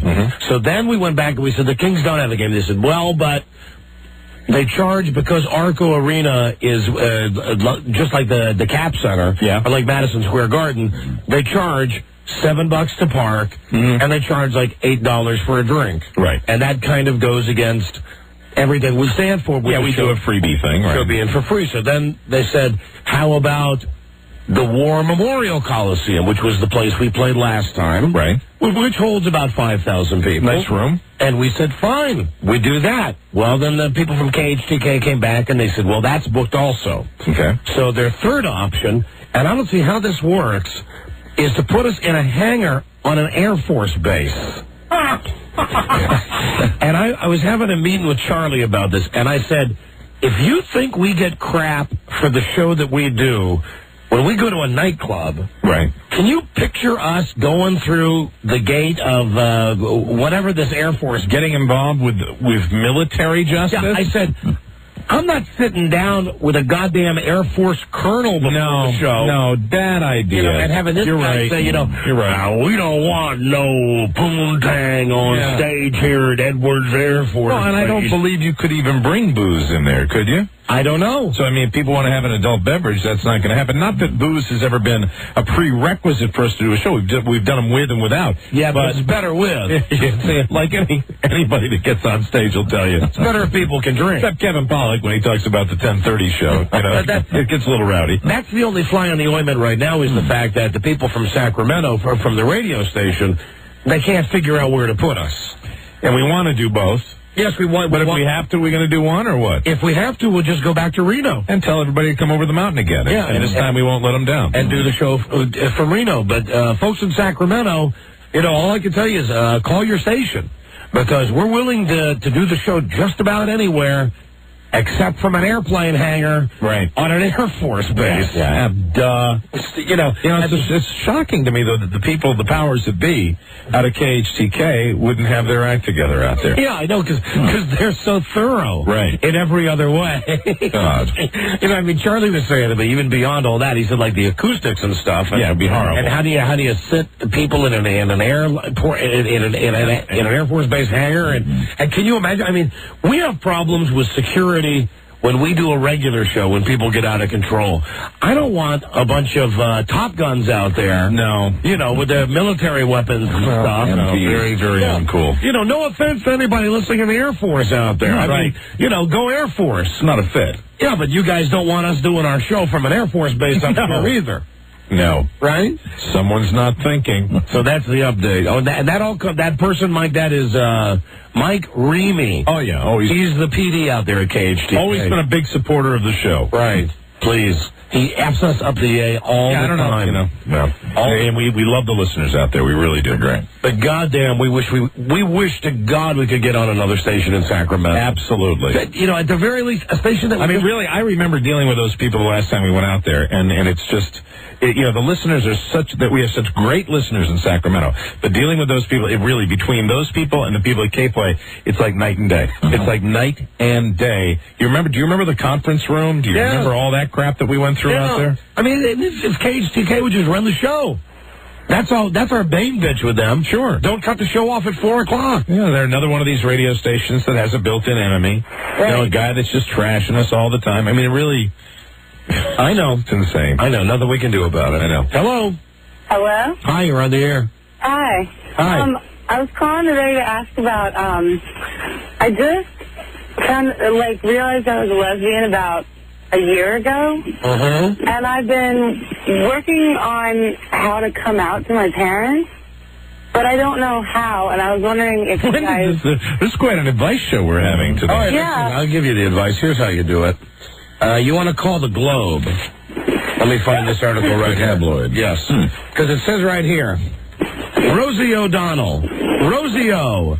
Gay and proud. Gay and proud. What you want to do is, first, I guess you have to, if you want to let your parents down easy, you have to get yourself a daytime talk show. Right. And then you have to come on and pretend that you love Tom Cruise and you love all these men. You want to stay in the closet for about 2 years after you get this show. And then, I've done that through, and then eventually, once you become popular, and once you realize that your show is about to be canceled because you're losing your audience, then it's okay to come out with an article like this in the Globe tabloid that says you're gay and you're proud. That would be our advice for telling your parents. Are you worried your parents are going to freak out? Well, kind of, but I think they'll be okay, but it's just a little touchy. It's a touchy subject, I think. Well, do you have a good relationship with them already? Yeah, I do. And they're loving to you and they've been supportive of you? Have you ever gotten in trouble where they've supported you? Oh, yeah, all the time. Well, then they'll probably be cool about it. Come on. Say, Mom and Dad, I love you. I want you to know, though, I'm gay, and I hope you don't have a problem with that, and I hope you still love me. That's it. Say, Mom, Dad, sit down. I'm a carpet muncher. There you go. Mom, Dad, I love to feast on the East. Don't bring the date, though. Like, if you don't bring your lover the first time you mention that. I eat it to why? Right. Do they know her? Do they think that she's just a friend of yours? Oh, no, they don't know her at all. That's probably better. In fact, they think she's Justin. They think she's what? They think she's Justin. Oh, they think she's a man? Yeah, because she kind of looks like one. She looks like a man? Yeah. Wait a minute. Hold on a second. What are you saying here? Have they met her and thought he was a him? Well, they haven't met her, but she's really butch, and I'm really femme. And? Well, I don't understand how your parents relate to that. Oh, but I think I get it. I think that she's told her parents that her lesbian lover is a guy. Because the lesbian lover is so butch. Right. So you've kept it from him for a while. Yes, I have. Well, listen, it's your life, honey. And I think, aren't there, like, groups that help people do that? Aren't there like gay and lesbian support groups that help you how to tell your parents? Here you go, right here. 1-800. Get this phone number. 1-800. EAT POON. 1-800-EAT-POON. Eat Poontang. And how long have you been out? I mean, how long have you been gay? To my friends and like through college. So like 4 years. 4 years, and so this is like the last hurdle, right? Yeah, pretty much. Hey, honey, listen, no offense, whatever choice you make is fine, but how come you don't like the man meat? Well, I kind of do sometimes. It's kind of, it fluctuates, I guess. So you're bisexual? Yeah, but mostly I like girls, mostly. Really? Yeah. And you like butch girls? Yeah. So you like really manly lesbians? Well, they have to be somewhat feminine. You might want to tell your mom and dad first that you're bi. Set them up on that. You think? I don't know if I'm trying to put myself, as a father of two girls, if they came home, I don't know how I'd feel probably a little stranger about that than if they just came out and said they were gay. You know what I mean? It was just, bi just says to me, when I hear bisexual, I just think of the big wild party. Going from partner to partner. You know what I mean? Well, when I hear gay, it's like, you like women. You made your choice. Bi is like, hey, everybody gets a ticket. Well, what do you think? Do you think they're going to flip out? They might. I think my mom more than my dad. Yeah. Is your mom attractive? She looks like Faye Dunaway. Wow, so she is attractive. Have you ever had thoughts about your mother? No. Not at all. Why do you think your mom will flip out? She's one of those like primpy social women that just the social aspect, I guess. Well, honey, listen, it's your life. I mean, you tell them or don't tell them. But and you also have you do have like gay and lesbian organizations that can have, I'm sure they can almost like spell it out for you, the best way to break it to your parents, because you're not the first person, obviously, that's had this dilemma. Oh, but I think that's a bunch of crap. They'll sit her down and basically what they'll tell her is, just go tell them. I don't know, though. I really don't know, because I've never had the need to look at that, but I think that there are, ways of doing it that will, make it as smooth an announcement as possible, especially if she's worried that, her mother's going to wig out about it like that. If you come in and go, you walk in and you just, like, have a big poster that says lesbian, I'm gay! Yeah, I mean, whatever. most people, I don't have any problem with that. But I like the way you do this. You're like, come on. Yeah. Just do it. Just get it done. Tell them. Okay. Tell them. Hey, Mom, Dad, I'll tell them Don and Mike told me to. Hey, put it like this. Hey, great news. I'm not going to be getting pregnant anytime soon and burdening you with a grandchild you're going to have to support. Ask them if they like Ellen. That's a good icebreaker. Yeah. If you were just going to steamroll in there and tell them and do it like that, that would be a great icebreaker. Do you watch the show? Did you watch the show Ellen? Yeah. Do you like Melissa Etheridge? Do they have a sense of humor? Yeah, they do. So you could say, hey, Mom, I want to tell you my new favorite TV show is called Queer as Folk. Yeah, listen, my advice would be seriously, just tell them. I mean, if they love you, you know, even if they have a reaction at first, they'll come around and they'll probably still, you know, be very supportive. And if they're not, you know, that's their hang-up. Right. Yeah. Yeah. And it really is, unfortunately. And it's sad, but I mean, that's the way it is. It's their problem. Yes. You like performing oral? Yes, I do. On men? Both. Both. Which do you like more? I'd say men more. Well, see, I'm telling you, this chick is bisexual. You are well, she said that she's bisexual. I mean, I don't know whether you're ready for, like, 100% commitment to the life. Why are you even telling them? What's at their business? Yeah, if you're undecided. If you're really undecided, you still don't know for sure. Maybe it's not a good time to tell them that.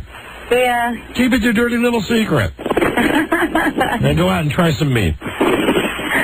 Okay? It really might not be time yet. I mean, it seems to me when you make the announcement is when you are, you know, you have a lover and you're committed. You just want to spend the rest of your life with or something like that. You know, you're basically marrying a person of the same sex. You're committed to poontang. Right. Doesn't sound like she is, does it? No, it sounds like she likes the baloney pony. Nothing wrong with that. But it's been a while since, I've had a boyfriend, so... Well, you might be in an experimental phase in your life right now. You might be ready to go back. Right. All right, well, call us, let us know what happens. All right, cool. All right, bye. Bye. Good luck. Bye. She was undecided. I think so. Was that Larry King's daughter? I thought I recognized the voice. Sounded familiar.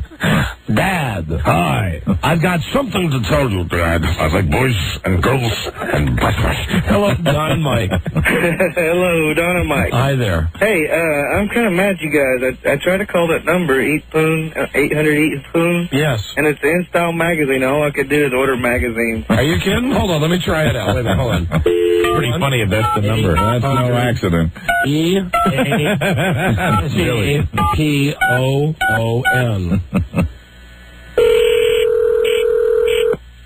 This is April. Thank you for calling InStyle Magazine. May I have your zip code, please? I'm sorry, I dialed the wrong number. Sorry about that. No problem. Bye-bye. Oh, boy. Yeah, that's right. Wow. How little we know. 1-800-EAT-POON. My goodness. We'll be right back. Number 1, Arbitron rated, the Don and Mike Show. From what I've seen of their records, the only thing they do contribute is mayhem and chaos. No, I'm chaos and he's mayhem. We're a double act. Proudly, down to only 2 herpes pills a day.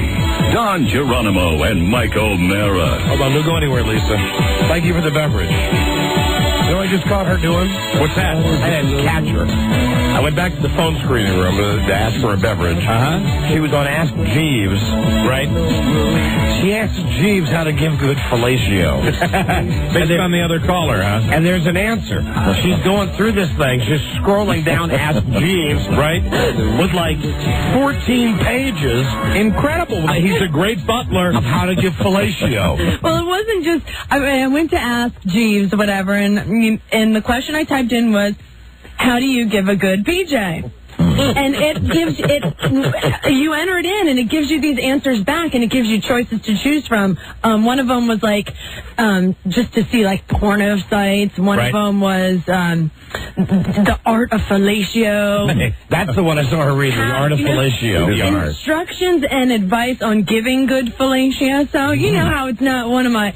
I like to think I'm okay. I'm good at it. I just don't do it. So I figured maybe if I brushed up on it a little bit, that maybe I would be a little bit more. And the lady that called, what would be the website? The Art of Fellatio. That would be where she'd want to go. I went through Ask Jeeves. Ask Jeeves. Okay. Just Ask Jeeves. How do I give a good BJ? Right. She typed in how do I give a good BJ? But she didn't use the letters. She used the word. Yeah. Words. Yeah, and it worked. Oh, absolutely. Hello, Jay. So if that lady that called us earlier, go to that website. Yeah, and then there was one other option. It said something blah blah blah about fellatio, and I clicked on fellatio, and it brought up this whole other window, and it had all these sex-related. Fellatio, cunnilingus, and just went on and on with all these different things. So I found all these porn sites from Jeeves. Well, it doesn't surprise me that if you were asking that question, that you would be directed towards those kind of porn sites. But you know what surprised me is that Ask Jeeves is one of those sites that like runs commercials on TV for kids, saying, kids, if you want to know what the capital capital of Uruguay is. Right, exactly. Ask Jeeves, and Lisa types in, how do I give a good BJ? And there you go. There you go, the art of fellatio. Still the lost frontier, the wild, wild west out there. Yeah, I might be a little busy for a while. I'll be doing some reading in the back. All right. And practice. Oh, Buzz, learn all you can. Earn while you learn. There you go. Hello. Now the computer age. Don and Mike Show. Hey, is this Love Line? Oh, yeah, right. Sounds like it today. I have a huge problem and I need some advice. Oh, come on. Shut up. This is a goof call. I have a huge obsession with these two radio gods' penises, and I just don't know what to do about it. Wow, it's quite a theme show today, isn't it? Who would they be? Don and Mike. So you love our penises? Yes. It's amazing that you love them and you've never seen them. I know. That's the crazy thing about the obsession. I just don't know what to do about it. What do you love about them? I just love them. Do you think about them all day? Yes. Do you dream about them? Yes. Do you fantasize about them? Yes. All right, here's what I want you to do. I'm going to put you under a hypnotic trance right now. Good. As soon as you hear the hypnotic music, you're going to be asleep. And then I want you to have a dream about our penises. Okay. And share the dream with us. Now, let me see. Can you hear the hypnotic music? Yes.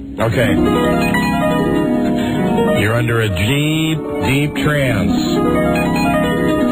You're going to dream about your favorite penises. Now, start your dream now. Go. I'm walking along a big green, sort of grassy area, and I see something in the distance, and I don't know what it is, but I just keep walking, and then I get closer and closer, and it's like kind of a flesh color, and it's very intriguing to me. So I keep walking, and finally I get there because it was so far, and there were these two giant erect penises in the middle of this green pasture.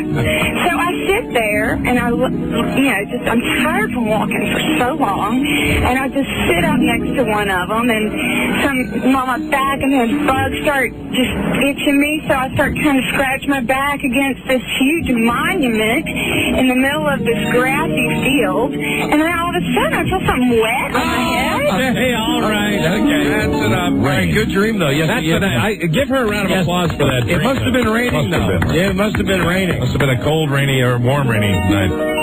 That was wonderful. Thanks, guys. All of a sudden, it started raining oatmeal. Thank you very much. Why is it raining oatmeal? All right, thank you. That's a good dream, huh? That was terrific. That's a great dream. Huh? That makes it worth coming in. Hello, Don and Mike Show.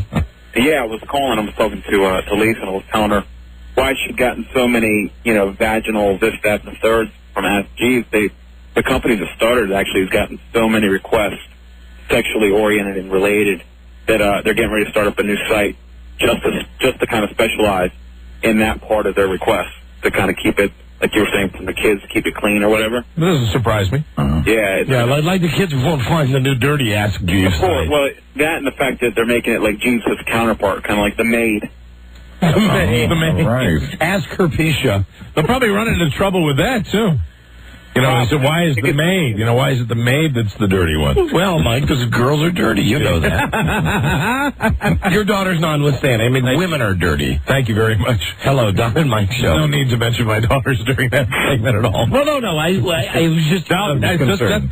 You're sensitive about it. Yeah, that's right. Hello. That's right. Hola, Senor Don. You, Senor Mike? Hola. Hola. I have information on KHDK listener. Yeah. And it might be a good idea to go down to the military base. They are no longer military. One's a private Air Force base, and one's defunct. So that would be awesome. I saw Rush Lim, that guy, F-head. Right. And well, listen, I'm sorry. We're not doing the show from an airplane hangar. You're not going to do that. No, we do the show in nightclubs and arenas. Suspended from a blimp? No, we wouldn't do it suspended from a blimp. Now you make me sound like Dr. Seuss. With Lisa hanging on the airplane Oh, come on. To Airplane? Get out of here, please. Okay. You know, and why am I not surprised that Rush Limbaugh did a show from an Air Force base? Sure. Right. Well, he needed that. Right. No. That guy. Hello. Who is that guy? Don and Mike. You know, I listen to Rush Limbaugh, and a lot of people are surprised when I say I listen to Rush Limbaugh. I don't agree with his politics. The reason I listen to Rush Limbaugh is because Rush Limbaugh is a great disc jockey. I really, in my heart of hearts, I don't think he believes one word of the crap that he says. That is purely his act. He has taken it and run with it. Yeah, because if you remember, this is the real Rush Limbaugh from the early 70s. 14K. 903 and 14K on the award-winning Jeff Christie Rock and Roll Radio Show. With fun and frolic for all. Some of you, no doubt, still wondering what award I have won. I'll tell you. None other than the Marconi Award for Excellence in Broadcasting. Non-stop music. 14K. Music Radio.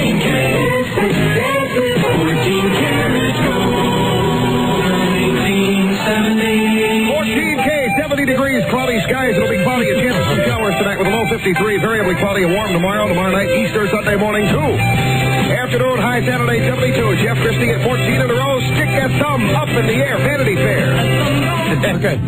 He is. He's a disc jockey. I liked him when he was a disc jockey, when he worked at the Q in Pittsburgh. Don't be misled, with all this, it's an honor and a privilege, sir. Yeah. He's a DJ. Right, he's a DJ. And I appreciate the fact that he's a DJ, that he does an entertaining radio show. It just amazes me, the legions of morons who believe this crap. Yeah, that buy into his stuff. I mean, what you're listening to is a DJ that actually found an act. Right. Found an act that worked, and, bases it on, on these legions of fans that call and go, oh, you're just something else. He's no different than us. I mean, we used to be disc jockeys.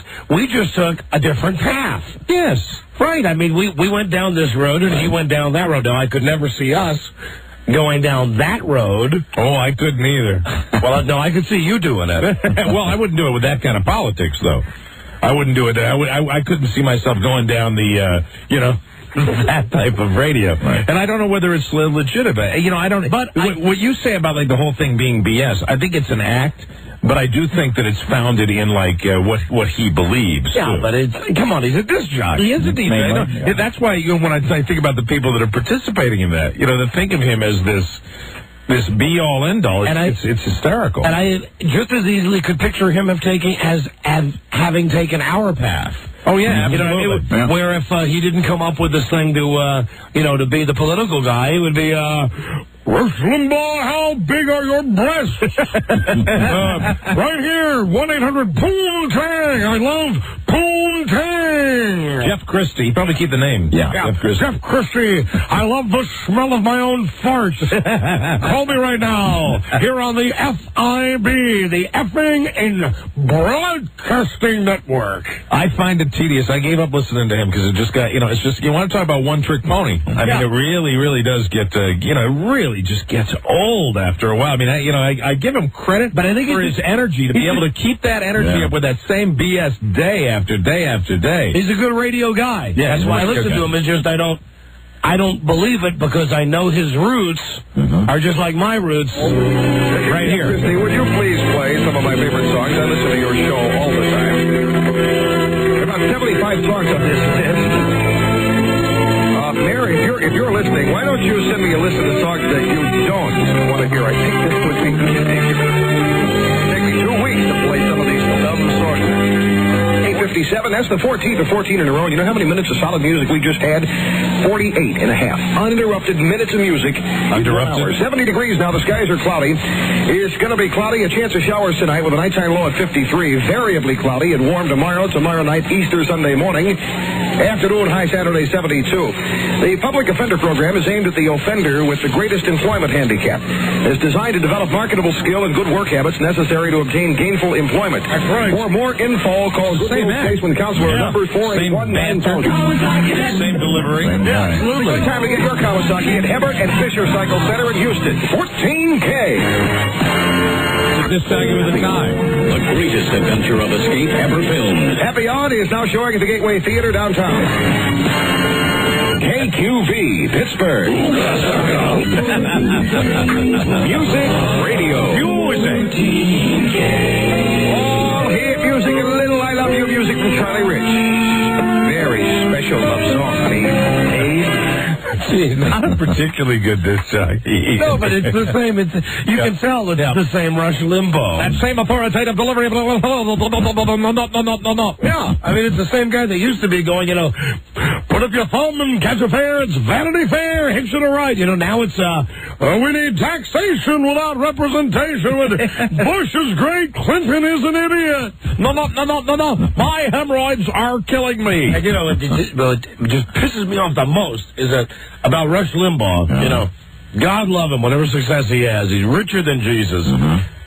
Somebody told me that he was at a cigar auction in New York. Here we go. This is what got you. This is the whole thing here. I've said this about Rush Limbaugh all along. What did he do at the cigar auction? That he's a disc jockey and it's an act, but he's so friggin' rich and jealous, you bet I am. He bought, I love Opus X cigars. Right. The Fuente Opus X. The best cigar in the world. I would smoke them constantly if I had them. He spent $400,000 to buy something like 20 or 30,000 Opus X cigars. Oh, my God. And when I heard that, I took a turd in my pants. I thought, can you imagine that? No. From doing that, right? He's got enough money to go out and spend $400,000. It's funny because he looks. When you look at him, you wouldn't think he doesn't look like a greedy guy. Not one little bit. He doesn't look like a glutton. No. Christ. I gotta pay $22 a cigar. Do you think he's like you, that he feels like he needs to stock up, though, in case there's some sort of bomb threat or something like that? Mike, he sounds like, he's taken that, you collect a few of them. Yes. A few million of them. I've got a couple thousand cigars. But do you really? I do. I've got about 2,000 cigars. Wow. But my Opus X, that's in the hundreds. I have hundreds of Opus X, which I have cultivated over the years. It's an investment. I can only imagine. Yes, investment in my lung cancer. I can only imagine what it would be like. Right. I can't. Did they come like in a special humidor and all that? I mean, or was it just a lifetime supply? No, it was some special charity deal. Right. Yeah, where like the Fuente family, the cigar makers, got involved or something. But I mean, Jesus, that's almost $500,000 for cigars. Pretty amazing. $500,000 for cigars. Jesus H. Christ. For this guy. 903 and 14K on the award-winning Jeff Christie Rock and Roll Radio Show with fun and frolic for all. Some of you, no doubt, still wondering what award I have won. I'll tell you. None other than the Marconi Award for excellence in broadcasting. Well, more power to him. He's doing the same thing, the excellent in broadcasting. Yeah. I mean, I respect him. He's a good radio guy. I just think that his whole politics thing is bull crap. It's the act that he, attached himself to. He's the first guy who came up with the act. Right. He still is using all the basic formatics of Top 40 radio. Well, of course. And then I Know Everything delivery that, has worked for him because people want to be led. They want to follow somebody around, It's like, let me tell you the way it is. This is exactly, ladies and gentlemen, this is the way. And if I use this tone and if I use that delivery, this is for sure. I know what I'm talking about, ladies and gentlemen. Yes, sirree. That's right. I have no head. I know it might sound unbelievable to most of you listening, but I literally have no head. I am speaking to you out of a hole in my neck. No head whatsoever. I am able to do this broadcast without any head. And you get people going, he doesn't have a head and he can do a radio show. Megaditos, Rush. Megaditos. We like the fact that we can't believe you sound just as good without your head as you did before. I know I do. Yes, sir. And sometime I'd like to get together with it. First off, I'd love to raid the bastard cigar humidor. Sure. That's the first thing. But then what I'd like to do is ply him with a couple of drinks. The next time we go to New York, we go to NEW. Ply Rush Limbaugh with a couple of drinks. Steal a bunch of his cigars. Right. And then say to him, come on, really, this whole thing.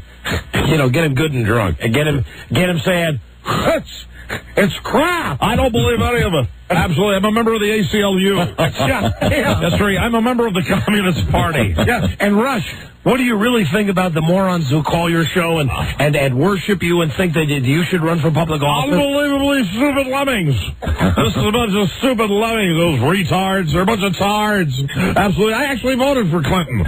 That's right. Bill and Hillary. But how great is it to be able to spend $400,000 for cigars? Oh, no. Dittos to that. I looked at every one of my cigars and said, ditto.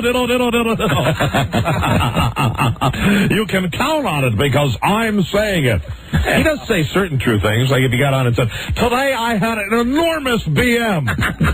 the size of an aircraft carrier. That carrier, of course, slung around into the USS Ronald Reagan. If he had been doing the type of radio we're doing, right, that's probably exactly what it would be. Oh, let me tell you about my BM today, ladies and gentlemen. It was the biggest. I defy any American to produce a BM larger.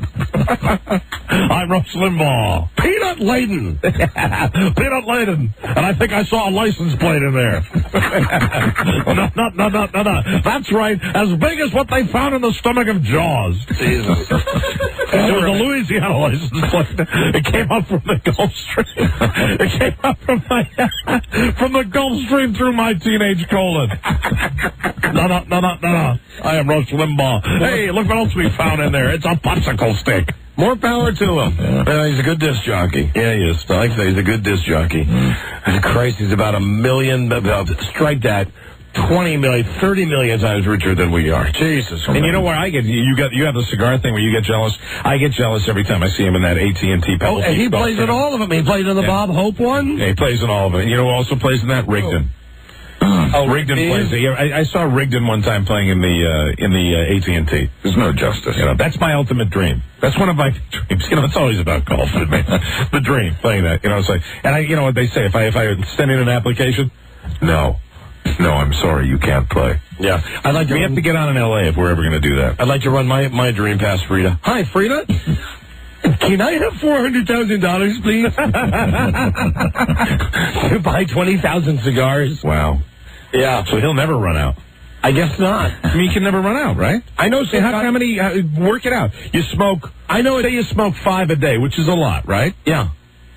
I smoke 2 to 3 a day right now myself. 5 a day, Rob. 7 days a week. 1,000 of them? What's that? He has 20,000. 5 a day, so that's 4,000 days, roughly 12 years. 12 years. Christ. He won't be alive in 12 years. That's right. And somebody told me, the bastard smokes one every day during a show. He smokes a cigar during the show? During the show. Didn't we do that for a while here? Yeah, I'd kill to be able to smoke a cigar during the show. I'd kill to be able to do that. Yeah. But they've got this thing here about the equipment. Look at this equipment. Like a little cigar smoke would hurt this equipment. But mainly I did it out of deference to you and Rob. Well, if you did it, and I'm sure he's got it because he works with other people, and not everybody he works with tolerates that, he is probably not, this is going to make you feel worse. He probably doesn't just smoke it and is allowed to smoke in a studio where he brings it in. It's probably been modified so that he can smoke because he has guests in there, and he probably, has a ventilation system that's very expensive that removes the smoke from, I would assume he's not doing it from a little building, he's doing it from one of those high-rises. He does it from WABC. So the very expensive proposition of removing that smoke and putting it through the ventilation system. Right. So they spent a little money so he could have his stogie. I guarantee you that. 903 and 14K on the award-winning Jeff Christie Rock and Roll Radio Show. With fun and frolic for all. Some of you, no doubt, still wondering what award I have won. I'll tell you. None other than the Marconi Award for Excellence in Broadcasting. I'll tell you this, though, one last thing about him. Not that I'm obsessed with this guy. I had no idea that this lingered, that you were, lingering. The last time that we were in New York, hold on a second. Let me get my wife on the phone, because she'll remember the place. When we were up at NEW this summer, Frida and I, one day when we were walking around Manhattan, we went to, God, I wish I knew the name of the place. The cigar place? No. Hey, Wow. Hey, sweetie? Yes, my boo-boo. Hey, what was the name of that place that we went to in New York where we looked in Rush Limbaugh's cigar locker? Oh, yeah, that club. That wasn't even marked on the outside. I'd only read about it in some guidebook. And it was some exclusive cigar club. Like, it was called something like the Havana Club. Well, the Havana Club, it's owned one of the part owners is the guy that's on The Sopranos, Joey Pants. He's one of the co-owners. So it costs like an outrageous amount of money to join. And we got there at outrageous. Well, what time we get there, honey? Early in the morning? Yeah, we were window shopping on whatever avenue it's on. So we got there like at about 10 o'clock in the morning, and there's no one there. And the door was open, so Frida and I just walked in. And we went into this private area where they have private humidors. Right. And all the humidors, they're glass, and they have names on them. And you can see inside of them? Yeah, and you can see inside. And it's obvious that he keeps none of his good cigars there. Oh, really? He had like crappy ones? Yeah, just to be there? Yeah, just like crappy Macanudos and stuff like that. He's cheap. Right. He keeps his good ones in his big teenage colon. Right. And remember the chairs they had there, babe? All those leather chairs embroidered with Opus X? I mean, I made a mess in my pants, front and back. Isn't there... When I walked in this place. There's not a Havana Club in D.C., is there? It wouldn't matter. Didn't they try to have one, but it didn't really fly? You might be right. I don't think it would matter because I know we couldn't afford it. Mm-hmm. There's no way I can afford to pay like $100,000 to go to some club. Is it $100,000? Yeah, and sit with snobs and smoke cigars. Oh, you call them snobs only because you can't be there. Right. Yeah, you'd love to be one of those snobs. If I could be there, they'd be my fellow members. Yeah, right. But I can't be there, so they're snobs. All right. Really, if you're a very good boy, maybe when you die, that'll be your version of heaven. Yeah. All right. Thanks, honey. Goodbye, boo. All right. Bye, baby.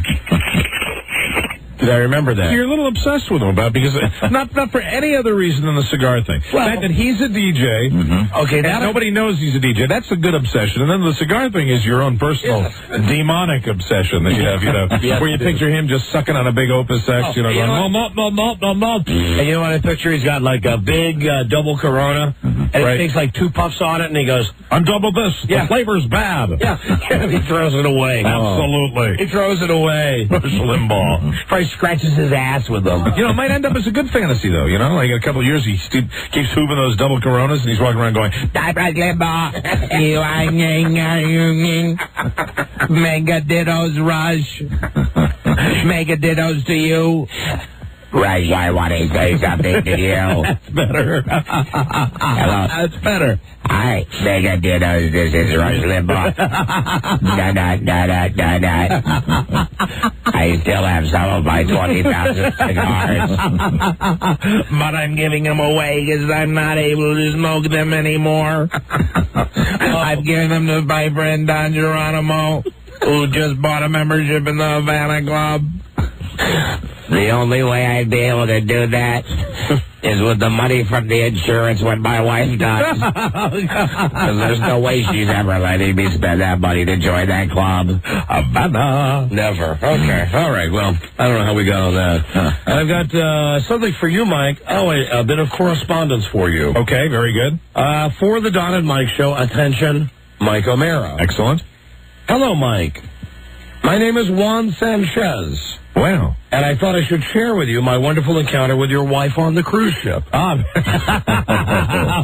Thanks, the Juan Sanchez. Our eyes met across the dance floor. You need music for this, really. I mean, if you're going to do it right, put the music You're on. right. All right, give me some music here. This is my worst fear. Here we go. My worst fear realized right now. Here we go.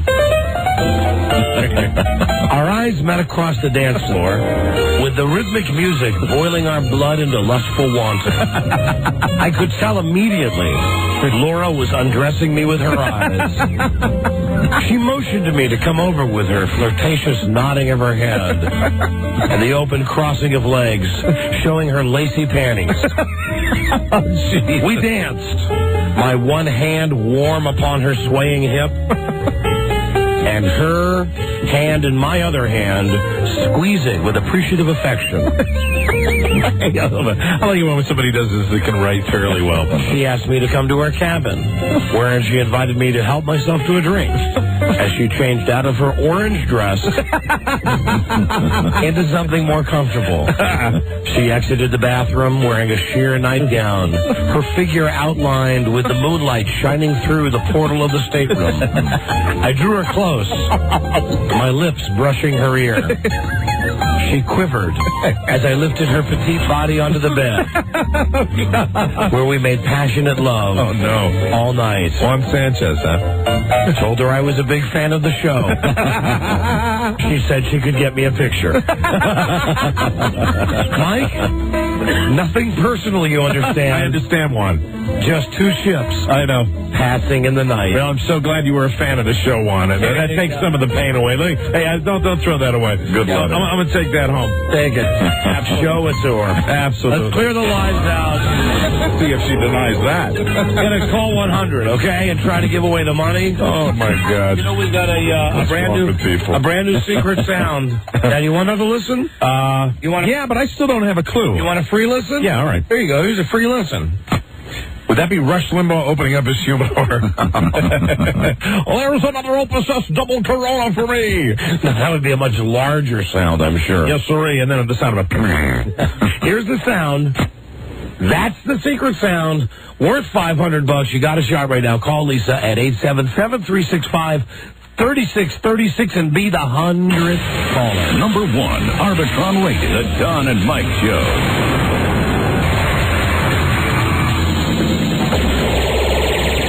Tell me they're just like letting the audience just stand out there like that. Oh my God. Okay. So let's hurry off. Seriously. This is retarded. They told me they were going to do a vamp. Oh no! What are they doing? Let me see. Oh, my Panthers are short. I thought they were going to. I know. Well, I'm just not going to just stand out there. I thought they were going to vamp. Okay. Okay. Thanks. Party. Britney Spears. Wearing their game day attire, Don Geronimo and Mike O'Mara. Let's get a call 100. Name this sound. Oh, they got too much stuff going there. He's talking too much. There he goes. Here's what we wanted. Right. Hello, Don and Mike Show. I am caller 100. Yes, you are. All right. What's your name, my friend? Steven. Where are you from, Steve? I'm from Baltimore. Steve, you won the Book of Shadows, Blair Witch 2. I'm not going to read all this. You won the DVD and the CD.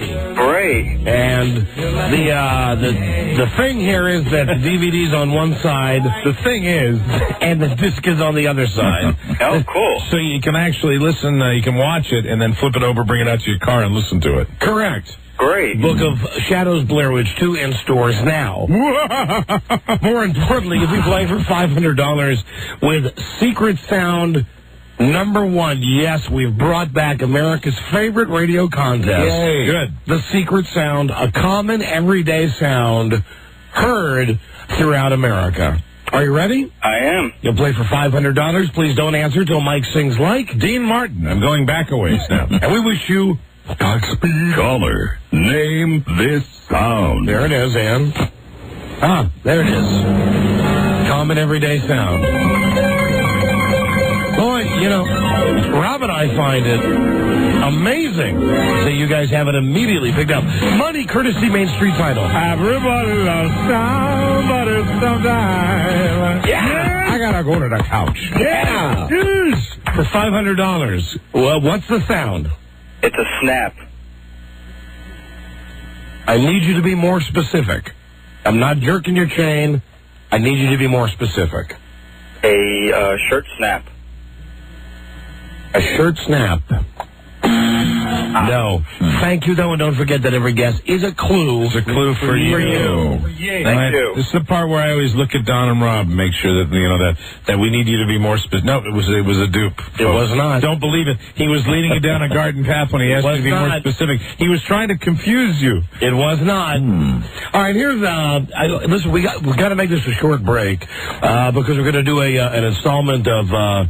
I think, Phone Ho Theater. We haven't done that for 5 years. Very good. We're going to try that in a second. Very quick for everybody listening right now. And I'm not talking about the people who are really into financial stuff, but for the average guy, and I consider myself to be the average guy, even though I've got some stuff in the stock market. You know, does all this crap really bother you? Now, you don't count, Mike. because you really pay close attention. Yeah, but I have found, like many people, and I've read articles about this, that I have paid less attention. They talk about the shows like Squawk Box on CNBC, MSNBC. A lot of people aren't watching that, and myself included, because you just get tired of the depression and the bad news, and you just don't even pay. You get to a point where you're so tired of being aggravated about it that you monitor what you have, but then you just don't let it upset you. Like, let me tell you what happened. I let it upset me yesterday. Yeah. Well, here's what happened when I got home last night. Frida said, the stock market. And I said, we're okay. And she said, oh, no, we lost some money. And I said, well, big deal. We lost money that we had made. Big deal. And then she said, well, no, it is a big deal. And I said, well, then why don't we just take all the money out of the stock market and put it in the bank? Because that way we know the money will be there and the money's going to earn a certain amount of interest. And that way we don't have to worry about this crap. A lot of people feel that way. Well, my wife didn't, and I found as I went through my travels today, I stopped at a couple of stores. I stopped at the grocery store, the vitamin store, the gas station. I would actually ask the people, just making conversation. What about the stock market? Like, I asked 4 people. 2 out of the 4 said they were concerned. The other 2 said they don't give a rat's ass. Right. That it doesn't matter. Well, there are people that are not in it. And there are less people that I think are in it than are in it. I mean, you've got people that are on the sidelines that don't care. I mean, for years and years, I didn't care. I mean, it's people that have been working a long time and are older, I think probably get more involved in it. But, what I was telling you yesterday, I was telling the truth. And I don't have to give any numbers here because I can tell you what exactly it is. I had a number which was my original investment, which was a few years back. And that's how much I've lost, which is a significant amount of money, which was my original investment, which is my bottom, which was the point where I said, we're going to just sit on the side and we have to jump out because I'm not going to lose. It's like losing your principal. You know what I mean? And so a lot of people say, hey, no, stay the course. Well, the only thing I refused to do was to start losing what I originally put in. And so, I'm basically, I was extremely close to that yesterday. I don't think that's the case today. But I was very close to where, and it was a thought-out guy with an investment advisor where he was saying to me, what we do is, if this climate happens and it continues, we put it on the side for a brief period of time and then we get back in. Unfortunately, this is the reality. And a lot of people are facing the same dilemma as far as, whether to hop out, whether to stay the course. But, that's what I think I was joking with you guys about it, but I was very serious about I had a lot of conversations about that yesterday. A lot of people that I spoke with that are investors in the market were, the last couple of weeks have been around this level that they've had to make some serious decisions. Yeah, and I don't know if they are panicking people. No, this isn't a panic decision. No, this was actually a thing that was thought out months ago. That was just like, if it gets to that point, then you just have to be realistic. Because the only thing from my comfort zone that I didn't want to do was lose what I initially put in. You see, because then it's giving up money that's mine. You know what I mean? And here's what I said to Frida. Up until this point, I've been playing with the house's money. Okay. And then when I get below the house's money, I'm not doing that because that's like staying in a casino too long. You know what I mean? And this is what I said to her. Other than the college fund. Other than the mutual funds, which I don't know dick about. I just know that we got the guy and he does that and that's like safe money. The only stock that I recommended that we buy, that we bought an S-load of, was CBS stock. Yeah, and it got hammered. Okay, but still even, I said to Frida, we bought it at 21. So even if it's still getting hammered... You're still doing great with it. And it's selling for like 50 or whatever it's selling for. Never sell that stock. Right. No way. We're still doing okay. So I said to her last night, but if you're really worried, let's just pull out. Let's just take the extra money and pull out. Well, that's the thing. And what you do, everybody's got their own way of what they can tolerate and how much they have. People that have made a lot more money than me in the stock market probably, can weather this all the further. But, where my bottom was when I said, that it had been so bad for me, but I hadn't been in it that long. I have not been in this kind of, where I was investing in a lot of companies with a fairly significant portfolio. I haven't been doing that very long. I've been doing that since things were so good, and I made a lot of money, and then I lost a lot of money, but I just can't. In my own mind, my comfort zone is that I am not going to go into a gambling mode and say, hey, I'm so confident things are going to bounce back that I want to, lose this money, because then you're playing, real dangerous, and you don't, So am I a moron? Do a lot of people think like me that I just think, hey, we made some money, just put it in the bank? We know we're going to get like... to be honest with you, you're not alone at all. Whatever percentage of interest we know we're going to get, at least the money that we have. If I get to that point, and I'm not sure I got to that, I tell you, this morning I was sitting there for an hour and a half watching it the whole time just to see, because I knew that if it went to a certain number that we were going to have to make some tough decisions with that. And if it had gone to that and we had to, take a break, it would be very hard for me to make that decision to get back in. But that was the way we were going to do it. You actually wait. It's going off to the sidelines. It's what a lot of investors are doing, where they're sitting there and they're putting all their money in cash, and they're sitting on the sidelines waiting to see when this thing's going to hit bottom. And then a lot of people are saying it's going to be 18 months before this thing hits. All right, so what do you do, Buzz? Do you have any stocks? A lot of those guys you just described, Mike, are guys, though, that play the game. They're in, they're out. They're constantly watching the market. A lot of people are in for the long haul. What about you? Do you have stocks? I do, and I've lost money, a lot of money, but I think it'll come back. And I trust my investment counselor. Yeah, but I bet you haven't lost the kind of money that... Have you gone below your initial investment? No, that I have not done. That's when you have to make a tough decision. One guy lost a third of the money that he was counting on for retirement, just in yesterday. You know what's amazing about this whole thing? And I was watching it today, and I was What's a good stock? I was getting all pissed off. There's no good stock. I mean, today there was a little bounce today, and they're like one or two. What's a good one, though? When I was watching that Squawk Box thing today, and they came out and they said, it was yesterday when they were talking about decliners and advancers, which means basically stocks that are going up and stocks that are going down. And it was astonishing. I mean, the numbers were overwhelming. I mean, they're one in a few thou that you can find a good stock. And today, I guess the market bounced back today, right? What did the market do today? It bounced back. It gained back about 20% of what it lost yesterday. But they say, don't get excited about that, because the market has a direction. Do you have the numbers? What were the numbers? That direction is down. Just out of curiosity, Buzz. Let me make sure. Since I've been sitting here in the studio for a while, just out of idle curiosity. I'm going to give you the right numbers. The Dow was up 83. The NASDAQ was up 91. But they say what that is a lot of people were bargain hunting today, and that's what drove that back up. They say don't be encouraged by this, because the market has a direction and it's not up. So you're going to lose your money if you put your money in the stock market. Well, you're not going to. Why shouldn't you just take your money, put it in your mattress, or put it in your bank, or whatever you do? Well, but it's the game is this. The game is you ride it out. Right. You tough it out if you have a lot of issues, or in many cases, you buy during this climate, because no one knows for sure when things are going to turn around. And when Buzz says that don't think that this is a good sign, it might very well be a very good sign. You could come in tomorrow and that this begins, that we did hit a bottom, and the bargains were to be had today, and you're not going to have many more up because it's going to continue to go up. Nobody knows. That's the racket. Well, that's what I want to know. These are my simple questions. What's your simple question? 2 questions. Is it over? No.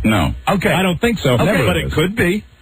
Well, no, I need a definitive. You're asking if the bear market is over. Is it over? It could be. And what's the good stock to buy now that sucks now? Oh, all the stocks that are the tech stocks that are, I give you a bunch of stocks that are, unbelievably, valued right now. They look like they're pretty good bargains. But with that said, these are also stocks that were supposedly good bargains 2 months ago, and hey, get them now, and they've gone down, 20% since that. Nobody expected the stock market to do as well as it did or grow as much as it did over the last 8 years, and this is a cycle thing. Nobody expected it also to go as far, especially the NASDAQ, as far as it's gone down. Good investment counselors will tell you stay in it for the long haul. Don't be nervous. Don't obsess over it. They want your money, though. You know what? And I agree with Don there. I mean, they do, and you begin to question everything. I really do. I begin to question the whole thing. I mean, you wonder about these institutional people, these big brokerage houses that say, "Hey, listen, it's a bull market. Keep it in as long as you want." I question the whole thing. They make money on your money. Absolutely. I mean, they ain't doing it for free. They're not doing it for charity. Frankly, with what I've been through over the last 6 months, put it in your goddamn mattress.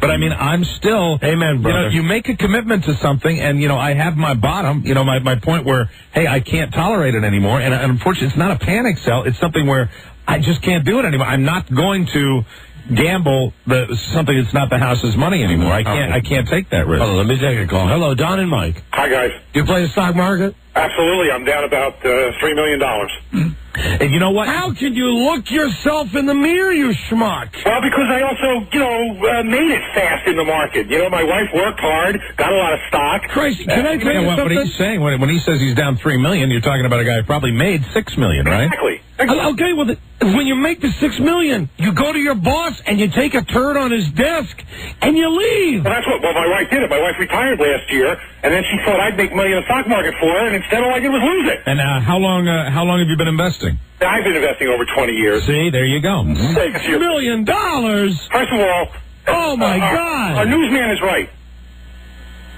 The newsman knows what he's talking about. What do you mean the news? What are you talking about? Buzz? Oh, you don't sell down here. Now is not when you sell. You didn't sell before, which would have been a smart idea. You don't sell now. You sell if you really, there are people that are on fixed incomes that might have to sell. I'm talking about regular people. Listen, Gordon Gecko, I'm not talking about some guy in a shiny suit who can call a radio show and say, I lost $3 million and it's no skin off your nose. But you know what? One guy's $3 million is another guy's 3,000. Right. A lot of people have been, you're talking about percentages. You're talking about people that were affected the same way, even though the numbers might be different. Well, listen, okay. I'm one of the 3,000 guys. I'm not one of the 3 million guys. Mm-hmm. So, F you, guy who lost $3 million and called and laughed about it. And he's probably still up. Hello, Don and Mike Show. Hi. Hi. Yeah, I'm a day trader.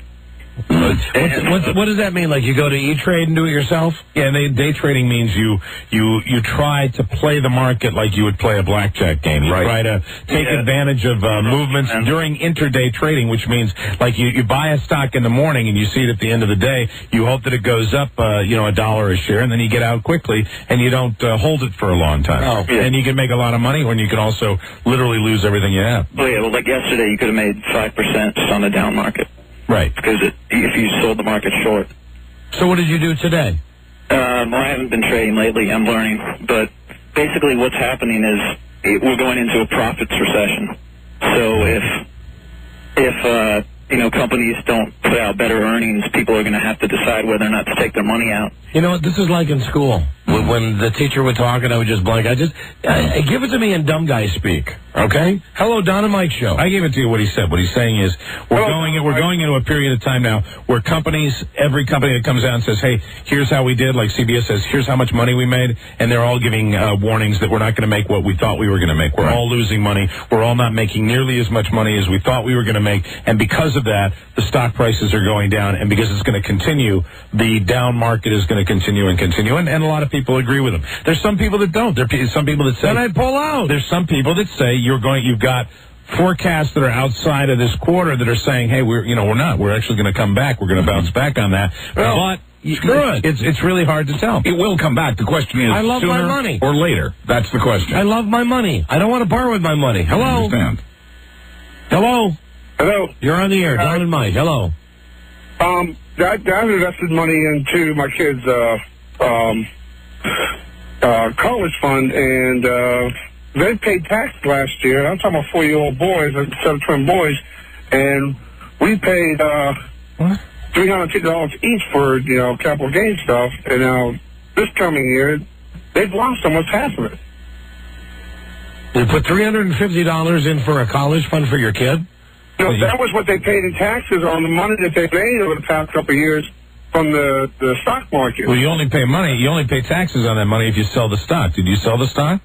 This fund it's a fund, and if you make so much over top of the I'm tax lawyer stuff right now. I had the simple question. Everybody, the majority of people, the average guy out there who got sucked into the E-Trade thing. Right now today. A lot of those guys have been hammered. Are you in or are you out? That's all. Hello, Don and Mike Show. All right, Don, I'm going to make you happy. This morning I heard on CNBC a professional say, to get your money out, put it into bank accounts, put it into CDs. He said, yes, you look long-term, but you make money long-term by looking to the short-term investment. All right, and I also think this. I think anybody who watches CNBC and makes a decision on what they say on CNBC is out of their mind. Is a dope. Because you could go back over the year and listen to those people. It might be a push. It might be 50-50 on what they say. But these people, one of the things, I read an article about these people getting slammed because these alleged analysts that are supposed to be such experts, They're throwing things at a dartboard, too. They don't know. I mean, if they knew, they would have, everybody be getting ready. Like weather guys. It's like you watch ESPN and Chris Berman picks the games. Who actually goes out and bets money on what Chris Berman thinks? And you're also talking now about certain traditional models that are not holding true. And really, you get a lot of people saying, hey, stay the course, stay the course. Well, you know what? A lot of people are making money if people stay the course. Hello. A lot of people are interested in it, but it might not necessarily be true. Hello, Don and Mike. Are you in or out?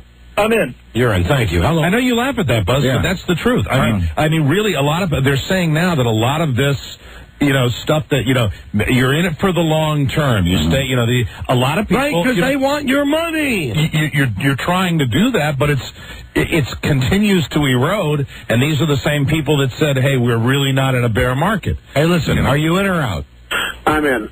You're in. Okay, thank you. Are you in or out? Hello. Hey, Don, I'm in, but I got one thing to tell you. No, I'm sorry. I want to give you a little piece of advice. No. Just need in or out. That's all. Hello. Are you in or out? Hello. Are you in or out? Oh, I'm definitely in for the long term. All right. Are you in or out? Okay. Hello. Are you in or out? Hey, Dad. How you doing, guy? It is. How you doing, guy? And you know what I have to say while I sit there and I say things to Buzz like, things are not as they, traditionally have been. I'm also in. When I say that I've got that bottom, that's not a bottom where I'm saying goodbye to investments and investment guys. That's my bottom where I do have to put it over to the side, but also I'm going to get back in because I think it is a good way to, to make money eventually. Not me. It's just like you said. You're in, too, because your wife keeps you in. No, but my wife keeps me in. The only stuff... If you're in mutual funds, you're in the market. That's the same thing. Mutual funds are the stock market. Okay, but I'm not like one of these dicks who goes... Hey, Dad. Hey, look, Oracle's up today. I'm going to buy me some Oracle. Right. You mean like day traders? Yeah. Yeah, I mean guys that... well, they're not just... And day traders... Day trading is like a strategy, but they're also the... casual investors, the e-traders, the people that did it online, and, they were, I think, a lot of the reason why you had the market going up 400 one day and down 200 the next day and that type of thing. It's a different climate now. Artificial. Is it still over 10,000, Buzz? Let me check. Yeah, it is, Buzz. Yeah, I mean, if if you're talking about the market going up 80 today, so I'm not obsessive on it. Yes, it is above 10,000, and NASDAQ is at or just above 2,000. Okay, well, that's the only one I want. So it was a good day, relatively speaking. Over 10,000 is good, then. Right. Stabilizing day, which is what they wanted to see, so we'll see what happens. Hello, are you in or out? Well, I'm in, considering that I bought at $10 to $15, and as of yesterday, the stock was worth 5 cents a share. What stock is that? Oh, my God. It's 5 cents a share, man. And what is the stock? Can't get out. What is the stock? It's a company called Access Power. Oh, really? I thought it was Westwood One. Hello, Don and Mike Show. Hello. Are you in or out? I'm an outie. You're out. Thank you. Hello. Are you in or out? I'm in. In. Thank you. Hello. Are you in or out? Huh? Are you in or out? I'm in. I'm in.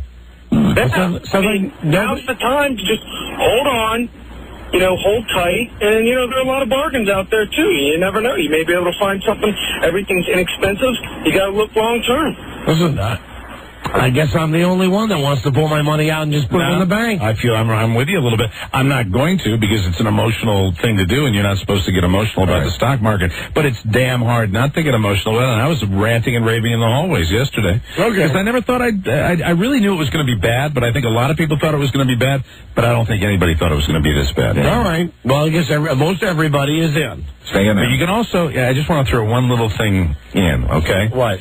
Japan kind of went through this a few years back. There were there are big stories about Japan doing this, and Japan has not recovered from this. Japan has continued. So this whole thing about... So what you're saying is your smart Japanese are the Japanese who are sleeping on their money every night. The smart Japanese... Sleeping on their yen. Back there would be the ones that have gotten their yen out and stayed out. Right. Yeah. Gotcha. Absolutely. Yeah, but who knows whether their economy is identical to ours. It's just incredibly similar. That's why I'm so loyal to Japan. Absolutely. Except for that What was that, Pearl Harbor? Yeah. Remember the Arizona. Except for that, I'm very loyal to December 7. Very good. And they make a great transistor radio, according to Reggie White. All right, well, listen, enough of this stock market. I'm getting a headache. Just want to figure out what people think, and David. Most people are into it. Okay, good. Stay there. Interesting. Stay there. I'll put a nickel in your can when I pass you on the street. We will be right. Fan number 1, Arbitron Radio, the Don and Mike Show. When can I ever repay you?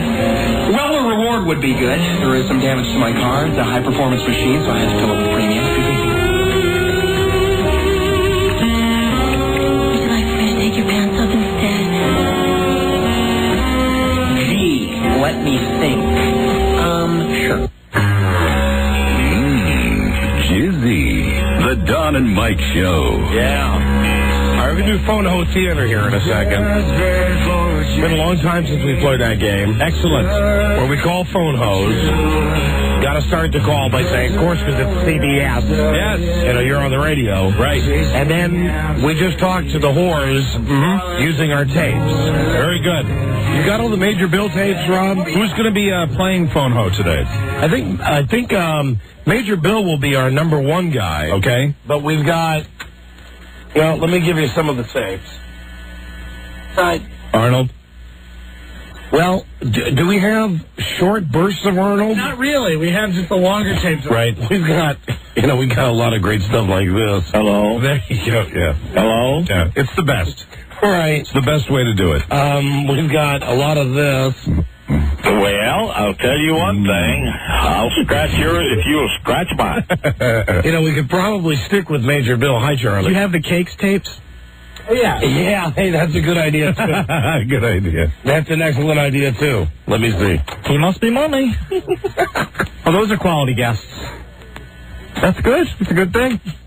See, with the cake tapes, right, they're really more out of context. Sure. Major Bill is the one that really sings with the phone hose. That sounds scrumptious. Yeah, I mean, he can really respond to anything like that. Right, we got tons of good ones. Let's find the right phone ho, though. Excellent idea. Before this edition of Phone Ho Theater. Very excited about this. Voted best triple X hardcore winner. Is your microphone off? Oh, sorry, baby. Hi. Girls are ready to fulfill all your erotic desires. This service is brought to you by Plus Services. If you're under 18 or do not wish to be billed, just $2.50 to $4.99 per minute, please. Hang up now. A $4.99 connection fee will be added to the cost of this. See how long it takes them to actually get a live human being. Get the girl. If you're on a rotary phone or do not make a selection, you will automatically be connected to a fantasy girl for one-on-one talk. All right, at only $4.99 per minute. Come on. Okay, baby. Right. Here we go. Here we go. Let's use your fingers to press the right buttons. No matter what your pleasure, we're about to please. Let's do the first one with just all Major Bill. Great idea. Then the second one was the best. Yeah. We'll give you the wild card for the second one. Black girls, Asian girls, even barely old enough to be legal girls. Be dominated by our mistresses or play with our lesbians. Craving something new and naughty? Let our female show you something special. Press number 1 and we'll blow your mind with the hottest live one-on-one action anywhere. To choose from our hot girl fantasy menu, press 2. These girls just...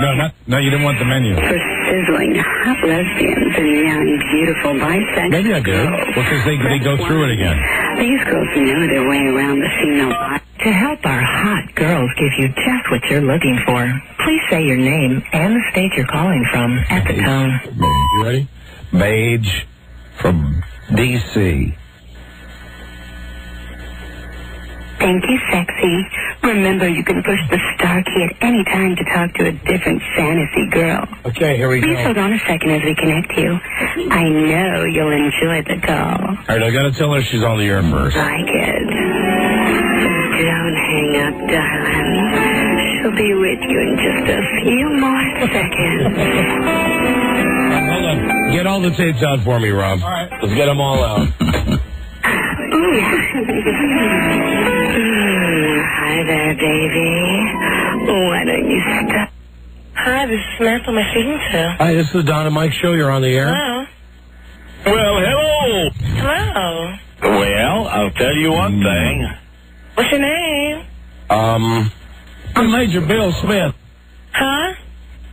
I'm Major Bill Smith. Hello. Hello. Hello. Who am I speaking to? I'm Major Bill Smith. Would you identify yourself? This is Samantha. Oh, okay. Well, hello. this is the best. Hey. Well, I'll tell you one thing. I'll scratch yours if you'll scratch mine. Hello. I beg your pardon? Hi, darling. Hey, Tom. My name's Diane. Well, hello. Hey, baby. What's your name, sweetheart? I'm very, very sick. I'm sorry? I'm Major Bill Smith. Okay, baby. You sound like I'm listening to a recording, okay? I need to speak to the person on the phone. I'm very, very sick. Okay, what's your name, sweetheart? I'm Major Bill Smith. Okay, if you can't speak, sweetheart, I'm going to have to terminate this call. There ain't no sharper dude on the face of God's earth than Major Bill Smith. Oh, boo, boo, boo. Easy. Oh, that is the first time we've ever had a photo hang up on us. Why would they do that? All right, let's try another Try to one. give it. I tell you, it's great with the maids because all the initial conversation pieces are there. What's your name? Well, hello. The number you have dialed has been changed. Well, The new number is 1. okay, hold on. Let me try another one. Wait a minute. Hold on. Yeah, there are millions of them. Of course, their job usually is to keep you on the line as long as possible. I am very surprised at that. They've hung up before, but never that early. When they were saying, didn't it sound like the one girl had an assistant come in? Hello? This is fantasy from Personal Connections. Mine is under 18, strictly prohibited. Charges begin 3 seconds after the tone. I got some great ones this time. I got Hi, Sweetheart. Good. How about them apples? Phone service ever? My fingernails grow. I'm not feeling too perky. It's a hot boyfriend that will make all my friends jealous. It would feel so good to see them looking at him and know that he is mine. What's going on? I like to get things like flowers and candy from the guy. This is like a taped story. Hi, baby. If you're tired of the same telephone games, I've got a number that will give you a real bang for Don't your give us buck. another number. Oh, come on. All right, let me try. There's no crying in baseball. Hold on. Let me try another one. 1-900. Okay. Mage is standing by and he's cotton picking horny. All right, I'm going to call one that's overseas. Hello. Then hello, Mr. Bill Smith.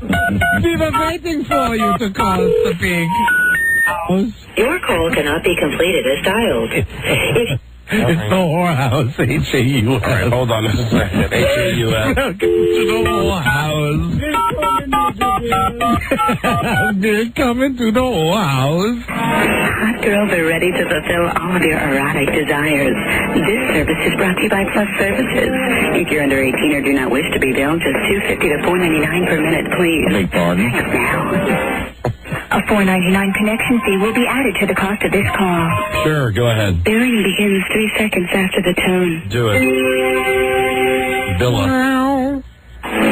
If you're on a rotary phone or do not make a selection, you will automatically be connected to a fantasy girl for one-on-one talk. Good. At only $4.99 per minute. Okay. A bargain. Okay, baby. Here we go. Let's use your fingers to press the right to choose from our hot girl fantasy. Thank you, sexy. Remember, you can push I just pressed 1. anytime to talk to a different fantasy girl. Is this the one we called last time? As we connect you, I know. Different number, but a lot of them go to the same phone bank. Hi there, baby. Why don't you start unzipping your pants? Grab a hold and hang on. I beg your pardon? We're locating your hot dream girl right now. I'm very, very sick. Shaking her. Hello? Don and Mike Show, you're on the air. Hello? Hi, how are you? Hello? Hello? Can you hear me? Hello? Can you hear me? Hello? Hello? I'm very, very sick. Can you hear me? Would you identify yourself? Oh, my God. Again. Dummies. Again. Wow. That's twice in a row now. That's not fair. All right. They just cheated us. This wasn't in the movie. Mike, give me one of them new penthouses you got. There you go. And don't we have to thank somebody in New York for these? Oh, I forgot I threw the thing away, but I want to thank the people at Penthouse that started sending us copies again. All right. And sent me back issues. Shifty was his name? Yes. Was it? No, it's Shifty. Was it Shifty? Shifty from the Penthouse press office. Oh, okay. Thank you very much, Shifty in New York. I appreciate it. Yeah. Okay. And so do all the boys. Rob, you appreciate it too, right? Love it. Right. You know, hold on. Let me do a break and figure out which one of these numbers from the back of this Penthouse. Very good. The brand new issue will be the one that we should call. Because the Mage is really revved up and ready to go. I see a lot of them are 1-800 numbers. I think that there's been a decline in the 1-900 business. Oh, really? That's too bad. Yeah. 1-800, 1-800 butt. 1-800 ass. Hello? 1-800. Oh, man. Private back door. Mage doesn't want that. Young hot men want your tongue on them. 1-800 Orange Ruffy. 1-800 Spam. Wet sluts waiting. You know, there's no up. Got it. Let me just see if this one works. Hold on. Here we go, man. Majorville, sexy goes of age. You've reached Secret Encounters, the erotic voice personals line. The cost of this call is $249 per minute with a $249 connection fee, and you must be 18 or older to join That's not it, Rob? Billing begins 3 seconds. I think that's going to be voicemail like we played with when we were in New York, where you leave a message and it's not, you're not going to get... No, you don't get a live In person. a moment, you'll be connected. Please be patient. I think. They said it was personals, so... All right, hold on. Let's get the tapes back. You are now connected.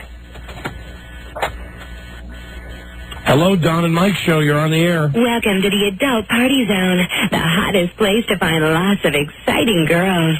We'll hook you up with sexy ladies looking for all kinds of action, from casual encounters to the totally wild. We've got whatever you want. Please listen carefully to all of the voice instructions before pressing any key. Yeah, this is Take just a to moment leave a to listen to our rules and suggestions.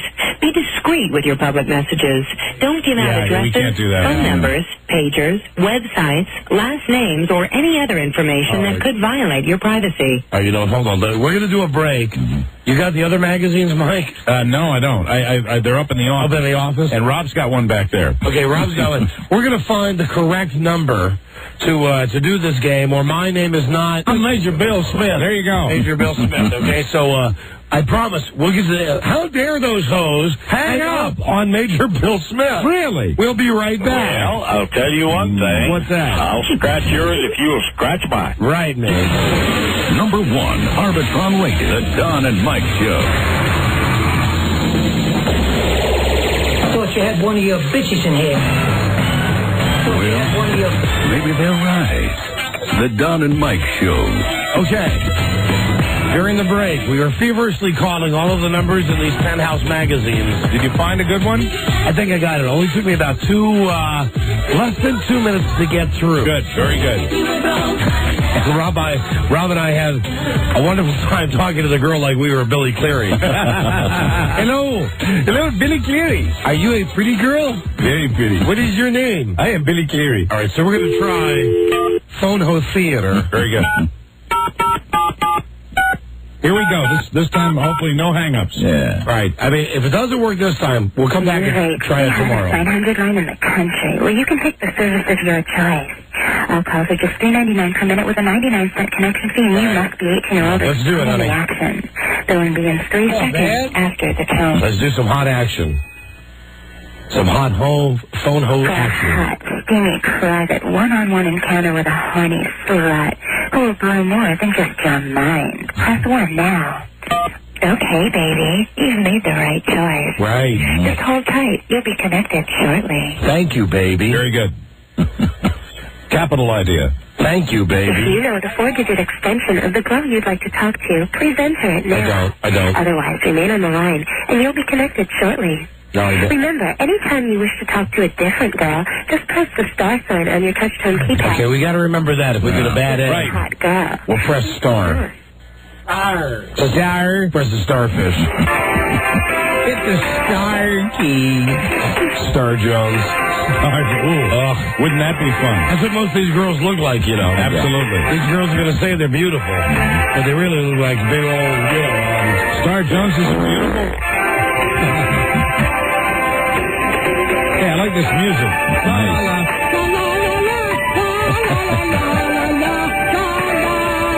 Yeah, this will get you in the mood. You're sitting there cradling the phone with your arm, trying to keep your hands free, getting ready for some nice hot action. And this is the music you got to hear. La la la la la la. Where's my girl? Where's my girl? We didn't have to wait this long during the commercials. Get to know Charlie. You'll be connected shortly. La la la la la la la la. Get to know Charlie. La la la la la. Where's my girl? La la la la la. Me, my girl. La la la la la la. Music driving me crazy. Now connected. There we go. Hello. Got a Mike show, you're on the air. Hello. Well, hello. Hey, how are you? I beg pardon? How are you? I'm very, very sick. What's the matter? Well, I'm just not feeling too perky, but... Where are you calling from? Hi, sweetheart. Oh, yeah? Okay. Would you identify yourself? Yeah, my name is Blaze, B-L-A-Z-E. Well, hello. Hello. Where are you calling from? I'm very, very sick. Yeah, what's the matter? You called to Florida. It's very hot here. The hell you're not. Yeah, very hot. Okay, here you go. How about them apples? Yeah. Very hot here. Well, I'll tell you one thing. I'll scratch yours if you'll scratch mine. Okay. Would you identify yourself? Can you hear me? My name is Blaze, B-L-A-Z-E. Hi, sweetheart. Hi. How are you? Well, my nails grow long. All the women are jealous of my fingernail. They are? There ain't no sharper dude on the face of God's earth than Major Bill Smith. What do you wear, cowboy hat? Now, how about them apples? Yeah, you wear cowboy hat? I don't know, Don. Where you calling from? Would you identify yourself? My name is Blaze. That sounds scrumptious. Huh? That sounds scrumptious. Oh. My name is Blaze, honey. B-L-A-Z-E. Hey, man, you guys should come down and have a meal, man. I had spam, and I had baby limas, and I had German potato salad, and... Oh, wow. Mashed tomato. Yeah, where's this at? She wants to know where you are. Hello? Now, how about them apples? She wants to know where Yeah. Where you calling from? The hell you're not. Where? Stay on the stick, baby. Stay on the stick. I'm on the stick. Where you calling Turn from? my microphone up for just a sec. Your mic's off. Yeah. Oh, hold on. Texas. Texas? You wear a cowboy hat? Hi, sweetheart. Hi. How are you? I beg pardon? How are you? Well, Yeah, lima beans I'm and just, ham and what else? I'm just not feeling too perky, but... Huh? Major Bill Smith. Hi, Major Bill Smith. How are you? You called all the way from Texas? Who the hell is paid with good intentions? You know that? Hello? I'm very, very sick. Oh, what's the matter, Bill? You sick how? What's the matter? Well, y'all have really tore me apart today. We're not trying to tear you apart. Had his way today. Yeah? Bill. Hello? Hi, sweetheart.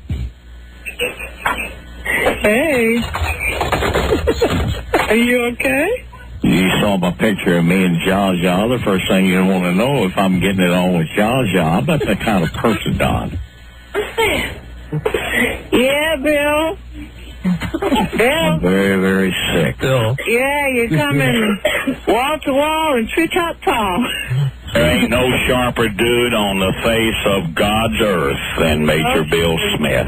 There's no sharper dude than Bill Smith. I don't know. I dropped an awful lot of bombs on him. You dropped a lot of bombs on. Is two people talking? Hello? Hi. Hello? You don't feel good, huh? Well, I'm just not feeling too perky, but... Who's that yelling? Sound like two people. You sound like two people instead of one. Well, hello! Hello. Uh-huh. Yeah. I beg pardon? Bill? I beg pardon? Hello, Bill. You feeling better? We're going to switch now to cakes. Well, hold on. I'm just not feeling too perky, but... And nobody dressed better than you, huh, Bill? Oh, the kiss of death. All the women are jealous of you, Bill. Zippy chance. Huh? Big chance. Never know. Oh. You told me all the women were jealous of you. All the silly schools wear Nike. All of them wear Nikes. Oh. Now you sound like a little kid. What's going on here? Hi, this is Surf. Huh? Hi, this is Surf. Oh, is this Bill? Hi. Can have time. Found out this morning. What started this morning? It's Vasily. Oh, yeah? Right, he's getting senile. Oh, he's getting senile. That's perfect. Keep grilling me. I definitely found it. Oh, you found it? He's a fat turd. He's a fat turd? I took the circuitous route, but I found it.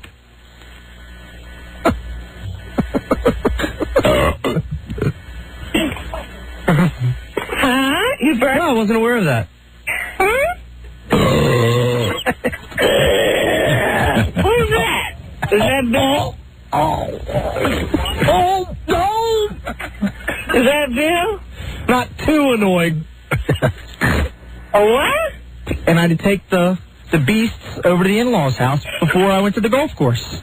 Oh, you had to take the beast over to the in-laws' house so you could play on the basketball court? I believe he is a dumb. You think he's dumb? Oh! I know. He's laughing. You think he's dumb? That's why I got Vivarin. I'm going to take like 5 of them at a time. Hey, what's up? Hello, are you there? What happened? Huh? He's the schoolyard bully. Schoolyard bully, okay. It's a pack of lies. Okay.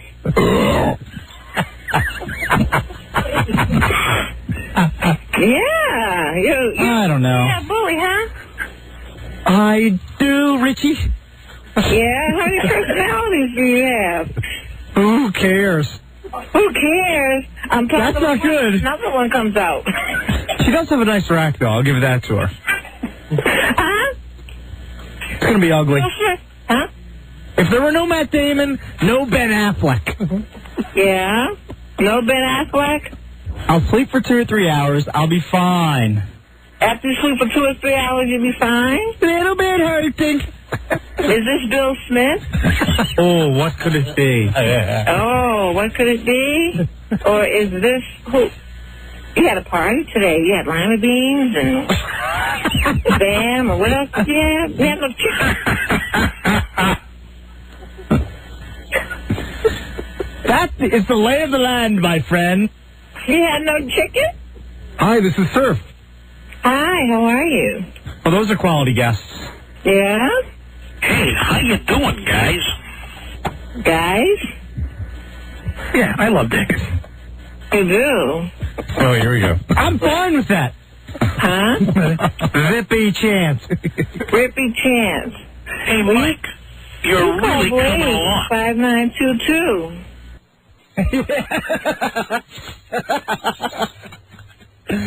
Oh.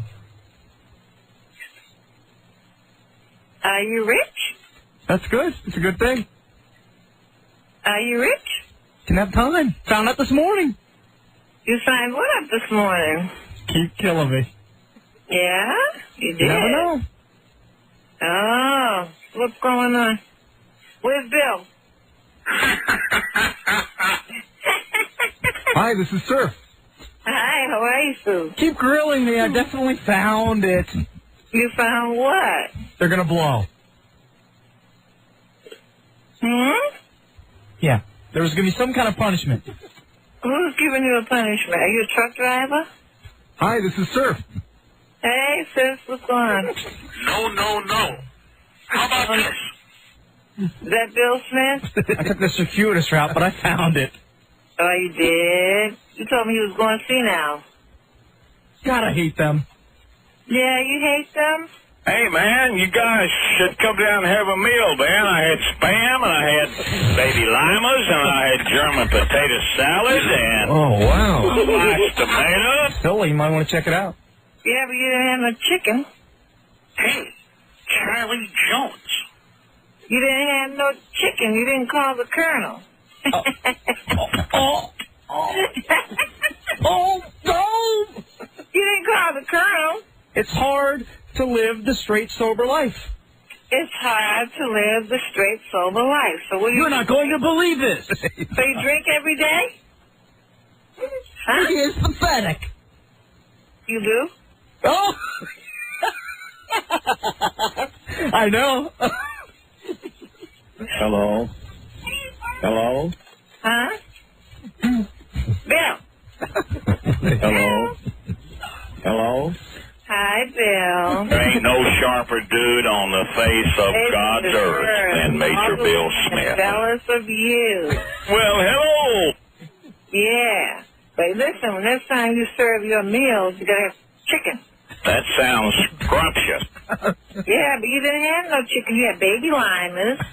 You had spam. You had German potato salad. Okay? No chicken. And no hamburger. Well, my nails grow long. All the women are jealous of my fingernails. Oh, your nails grow really long? Well, I'll tell you one thing. I'll scratch yours if you'll scratch mine. I'll scratch yours if you scratch mine. That's right. I'm very, very sick. Oh, what's the matter? And the big baby. Oh, are you terminal? Well... What's going on? You sick how? Would you identify yourself? I did already. You sound like a broken record. This is Blaze. Yes, B-L-A-Z-E. I have identified myself twice. Who the hell is paid with good intentions? You know that? Yeah, how come the same thing comes over and over and over on this? You got a recording on here. I don't know. I dropped an awful lot of bombs on them. You dropped a lot of bombs, huh? Stay on the stick, baby. Stay on the stick.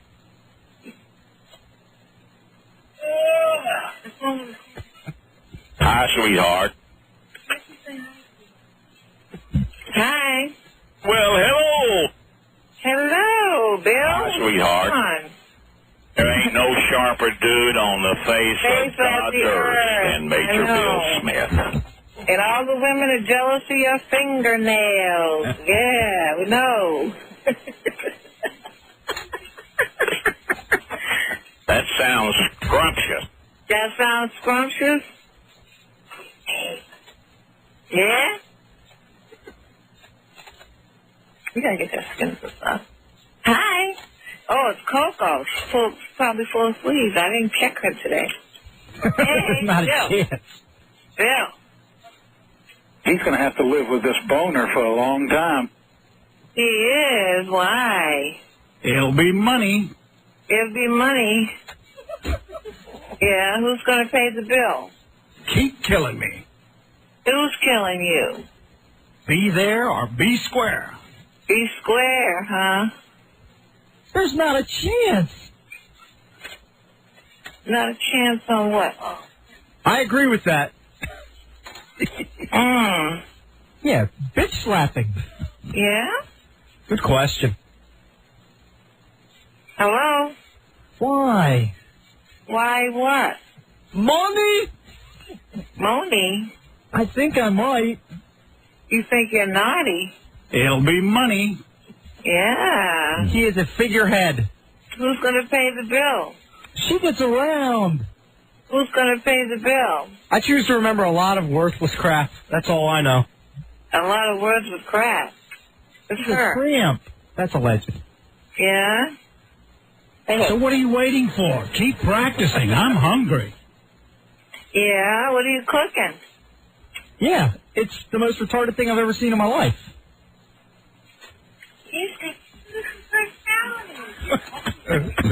She's the best. She is, without a doubt. Hello? That's good. It's a good thing.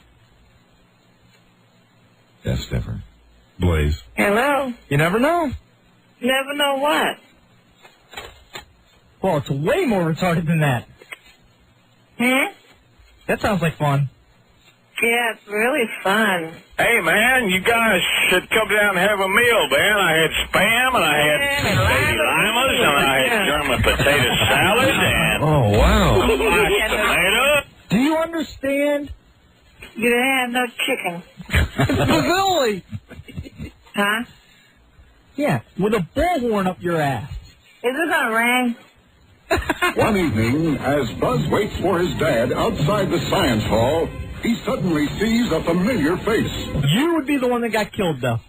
I would put money on it. Buzz, what's the name? Buzz, Hello? Right, he's getting senile. He's getting senile. You're getting senile. Hi, sweetheart. Hi, sweetheart. Oh, sorry. Yeah? He's a fat turd. He's a fat turd. When do I get to touch your breast? Watch out, the door's going to slam. No, I wasn't aware of that. When do I get to touch your breast? Right, he's at the fat farm. Yeah? Who's going to the fat farm? You? Not too annoying. Huh? Hi, sweetheart. Hi, sweetheart. How are you? I know that. I've done my research. What? I believe he is a dumb. He's dumb? Hi, sweetheart. Hi. He must be money. Mm-hmm. I'm very, very sick. Yeah. Blaze. Yeah? You don't feel... Hello? Hello? Oh, the kiss of death. Hello? Hello? Hello? What happened? Hello? All the silly schools wear Nike. Hello? Hello? Hello? Hello? No. Hello? Hello? Hi. It's a pack of lies. Pack of lies for who? Hello? Hello? Oh, Hey, George. Bill? George. This Bill? Hello? Hello? Oh, George. Hello? Hello? Hello? No. Hello? Hello? Hello? I made the rounds of my charge accounts. You did. You can send some of it to me. I do, Richie. Hi. You can send That's not good. to me. Blaze. Hello? Hello? Hello? I can't get him more. Hello? It's gonna be ugly. Hi. You're late. Hello? George. Hello. How many ducks is in on this? Little bit hurting. Do you have a card to say goodbye? I think we have to drive her off the line. Hello? We have to drive her off the line. We're running out of time.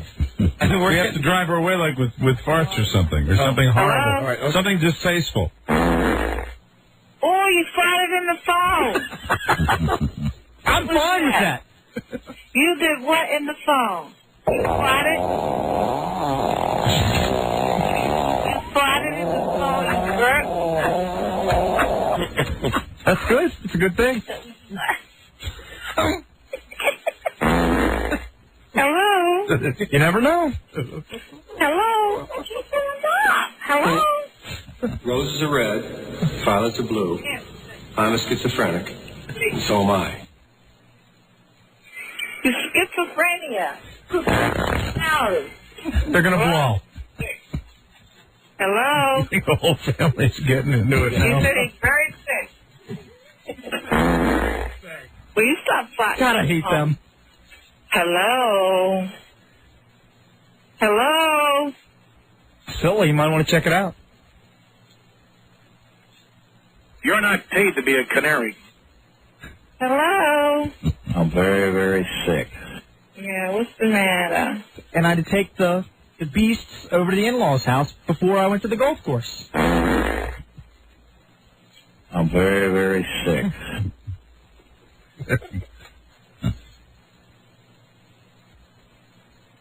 No. Uh-oh. Where'd she go? It's hard to live the straight, sober life. Where'd she go? She hang out? Is she gone? Very quiet. That's why I've got Viberin. I'm going to take like 5 of them at a time. No, she's still there. Still there. Yeah. Yeah. Yeah. Yeah. Yeah. Yeah. He is pathetic. Yeah. Yeah. Oh. No. I don't know. What's going on? I'm very, very sick. What's the matter? I agree with that. So he's sick? You agree that he's question. sick? Huh? No. What? What do you I'm agree? very, very sick. I'll sleep for 2 or 3 hours. I'll be fine. Yeah. Take those capsules over to Mrs. Blaine's. She's waiting for them. We're wearing Blaze out here. Oh. I know, I'm almost done with her. One of the finest men I've ever known. Mm-hmm. I was quivering and shaking. Yeah? Yeah. What were you doing? It's the only thing that I saw. What did you see? A burning, intensive desire. Mm-hmm. This burning, unquenchable desire. Mm-hmm. What? To do what? What? To do what? Quiet. To do quiet. That's all that counts, for God's sakes. Okay. Oh, really? Yeah, but all that counts is quiet. And that's all I have to say about that. All right, listen. Okay. All right. And that's all I have to say about that. Mm-hmm. You gotta play the Warner Brothers theme. That's all you have to say about that, huh? She'll know it's over. Yeah. Yeah. Yeah. Hold on, one more. Hey, buddy, it's your old pal Dave. Listen, you've never been funnier than you've been this morning. Either that or I'm all goofy on Pop-Tarts.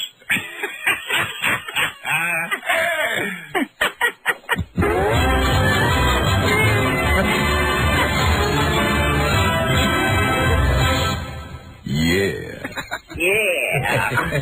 You know, we found what we can't drive Tell me away. some more. She'd be there all night. once We got a more. winner. There you go, Blaze.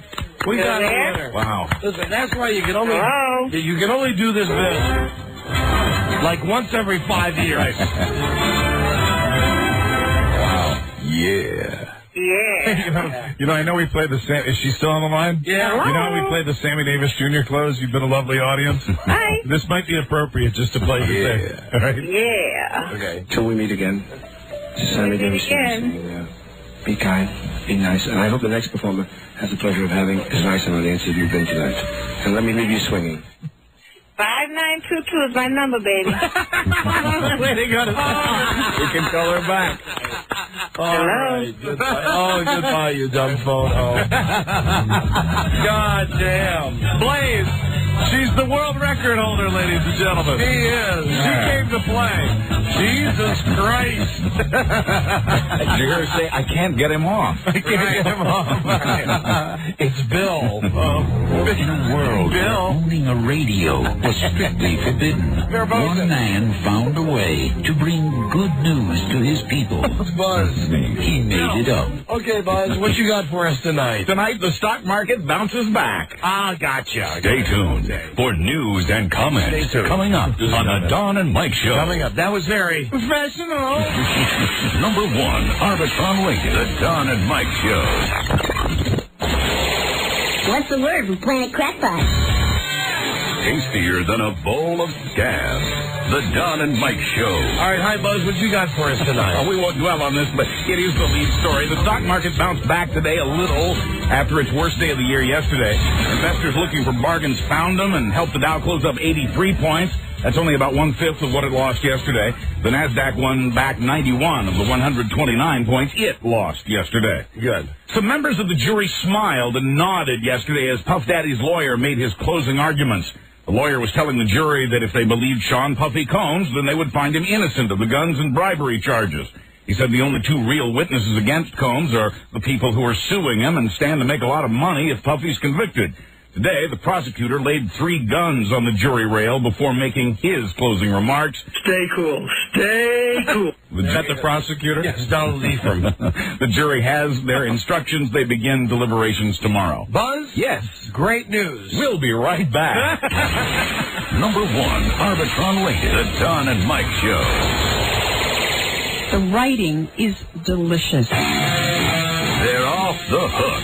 Don Geronimo and Mike O'Mara. And my apologies about the time thing, Buzz. You know that the a-holes here, they've gone now from telling us we can have an unlimited show, right, that goes as long as it needs to go. Right. To telling us that we have to be done by a certain time every day. Get him in now.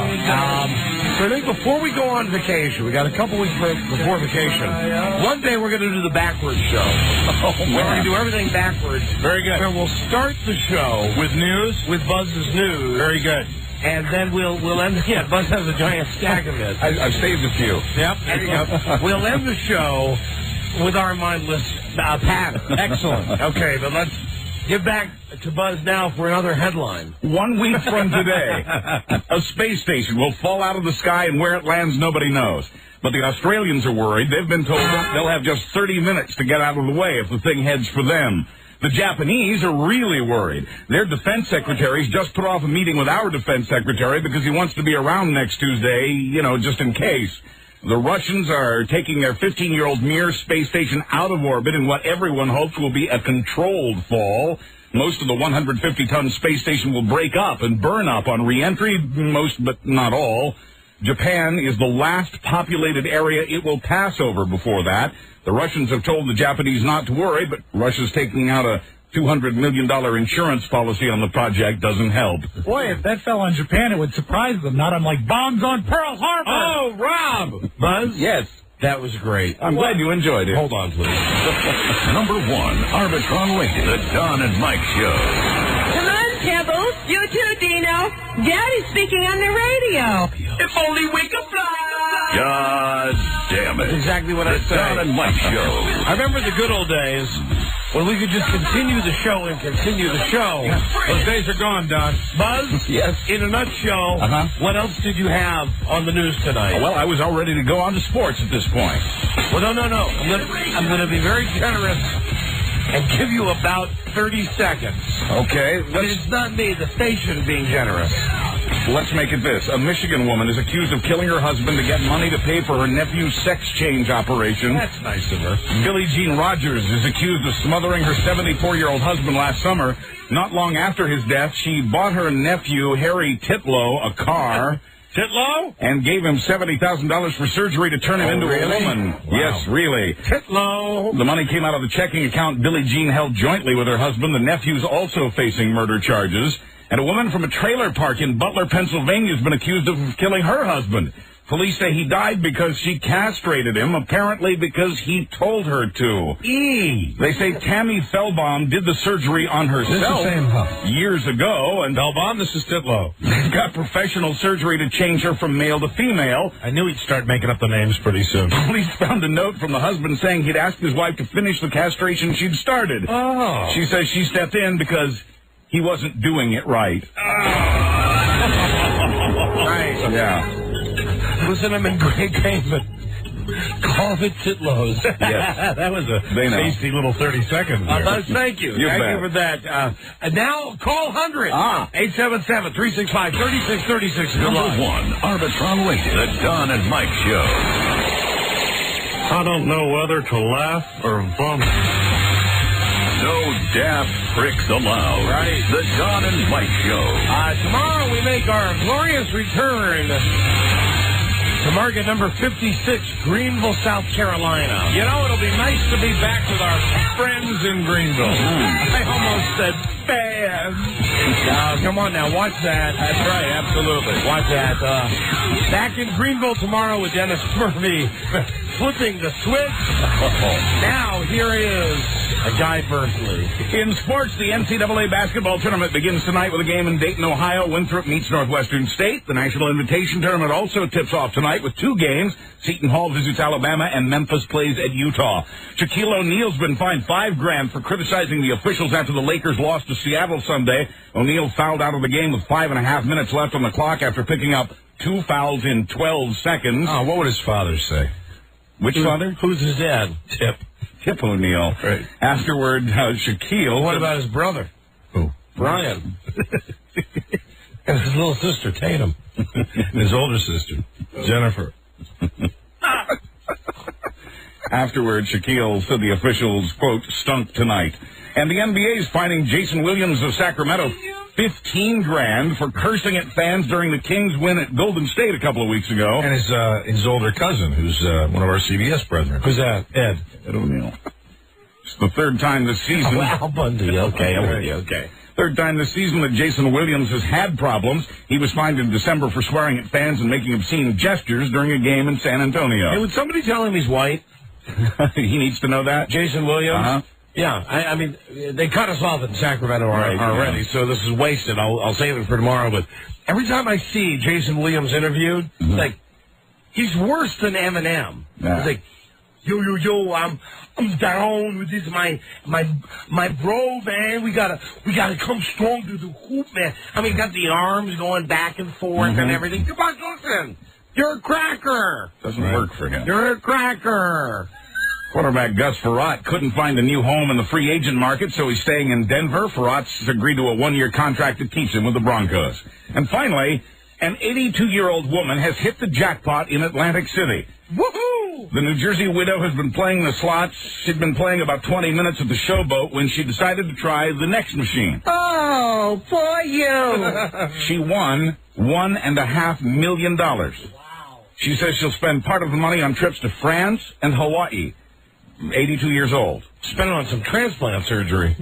She told the casino she doesn't want her name made public. Cryogenics, or whatever that thing is where they freeze you. Cryogenics, sure. Yeah, they freeze you in a big tube. Right. Quoting this 82-year-old, if you put my name in the paper, all these young gigolos would start calling and asking me out. I'm Buzz Burbank on the Don and Mike Show. Thank you, Buzz. No. And I'll tell you why I would date her. Really why? The casino, I read this today in the New York Post. The casino doesn't just pay her $1 million. Right. It's $75,000 a year. Oh. For like the next 50 years. And listen, what's she got, a week to live or something like that? 82. Sure. She ain't going to see a lot of those future years. Hello, beautiful. Right. Buzz, thank you. You bet. For the news and the comments, and here we go with Call 100. Hello, Don and Mike Show. Don and Mike? Yeah. Uh-huh. Hello? Yes? Yes, hello. How we doing? We're doing great, thanks.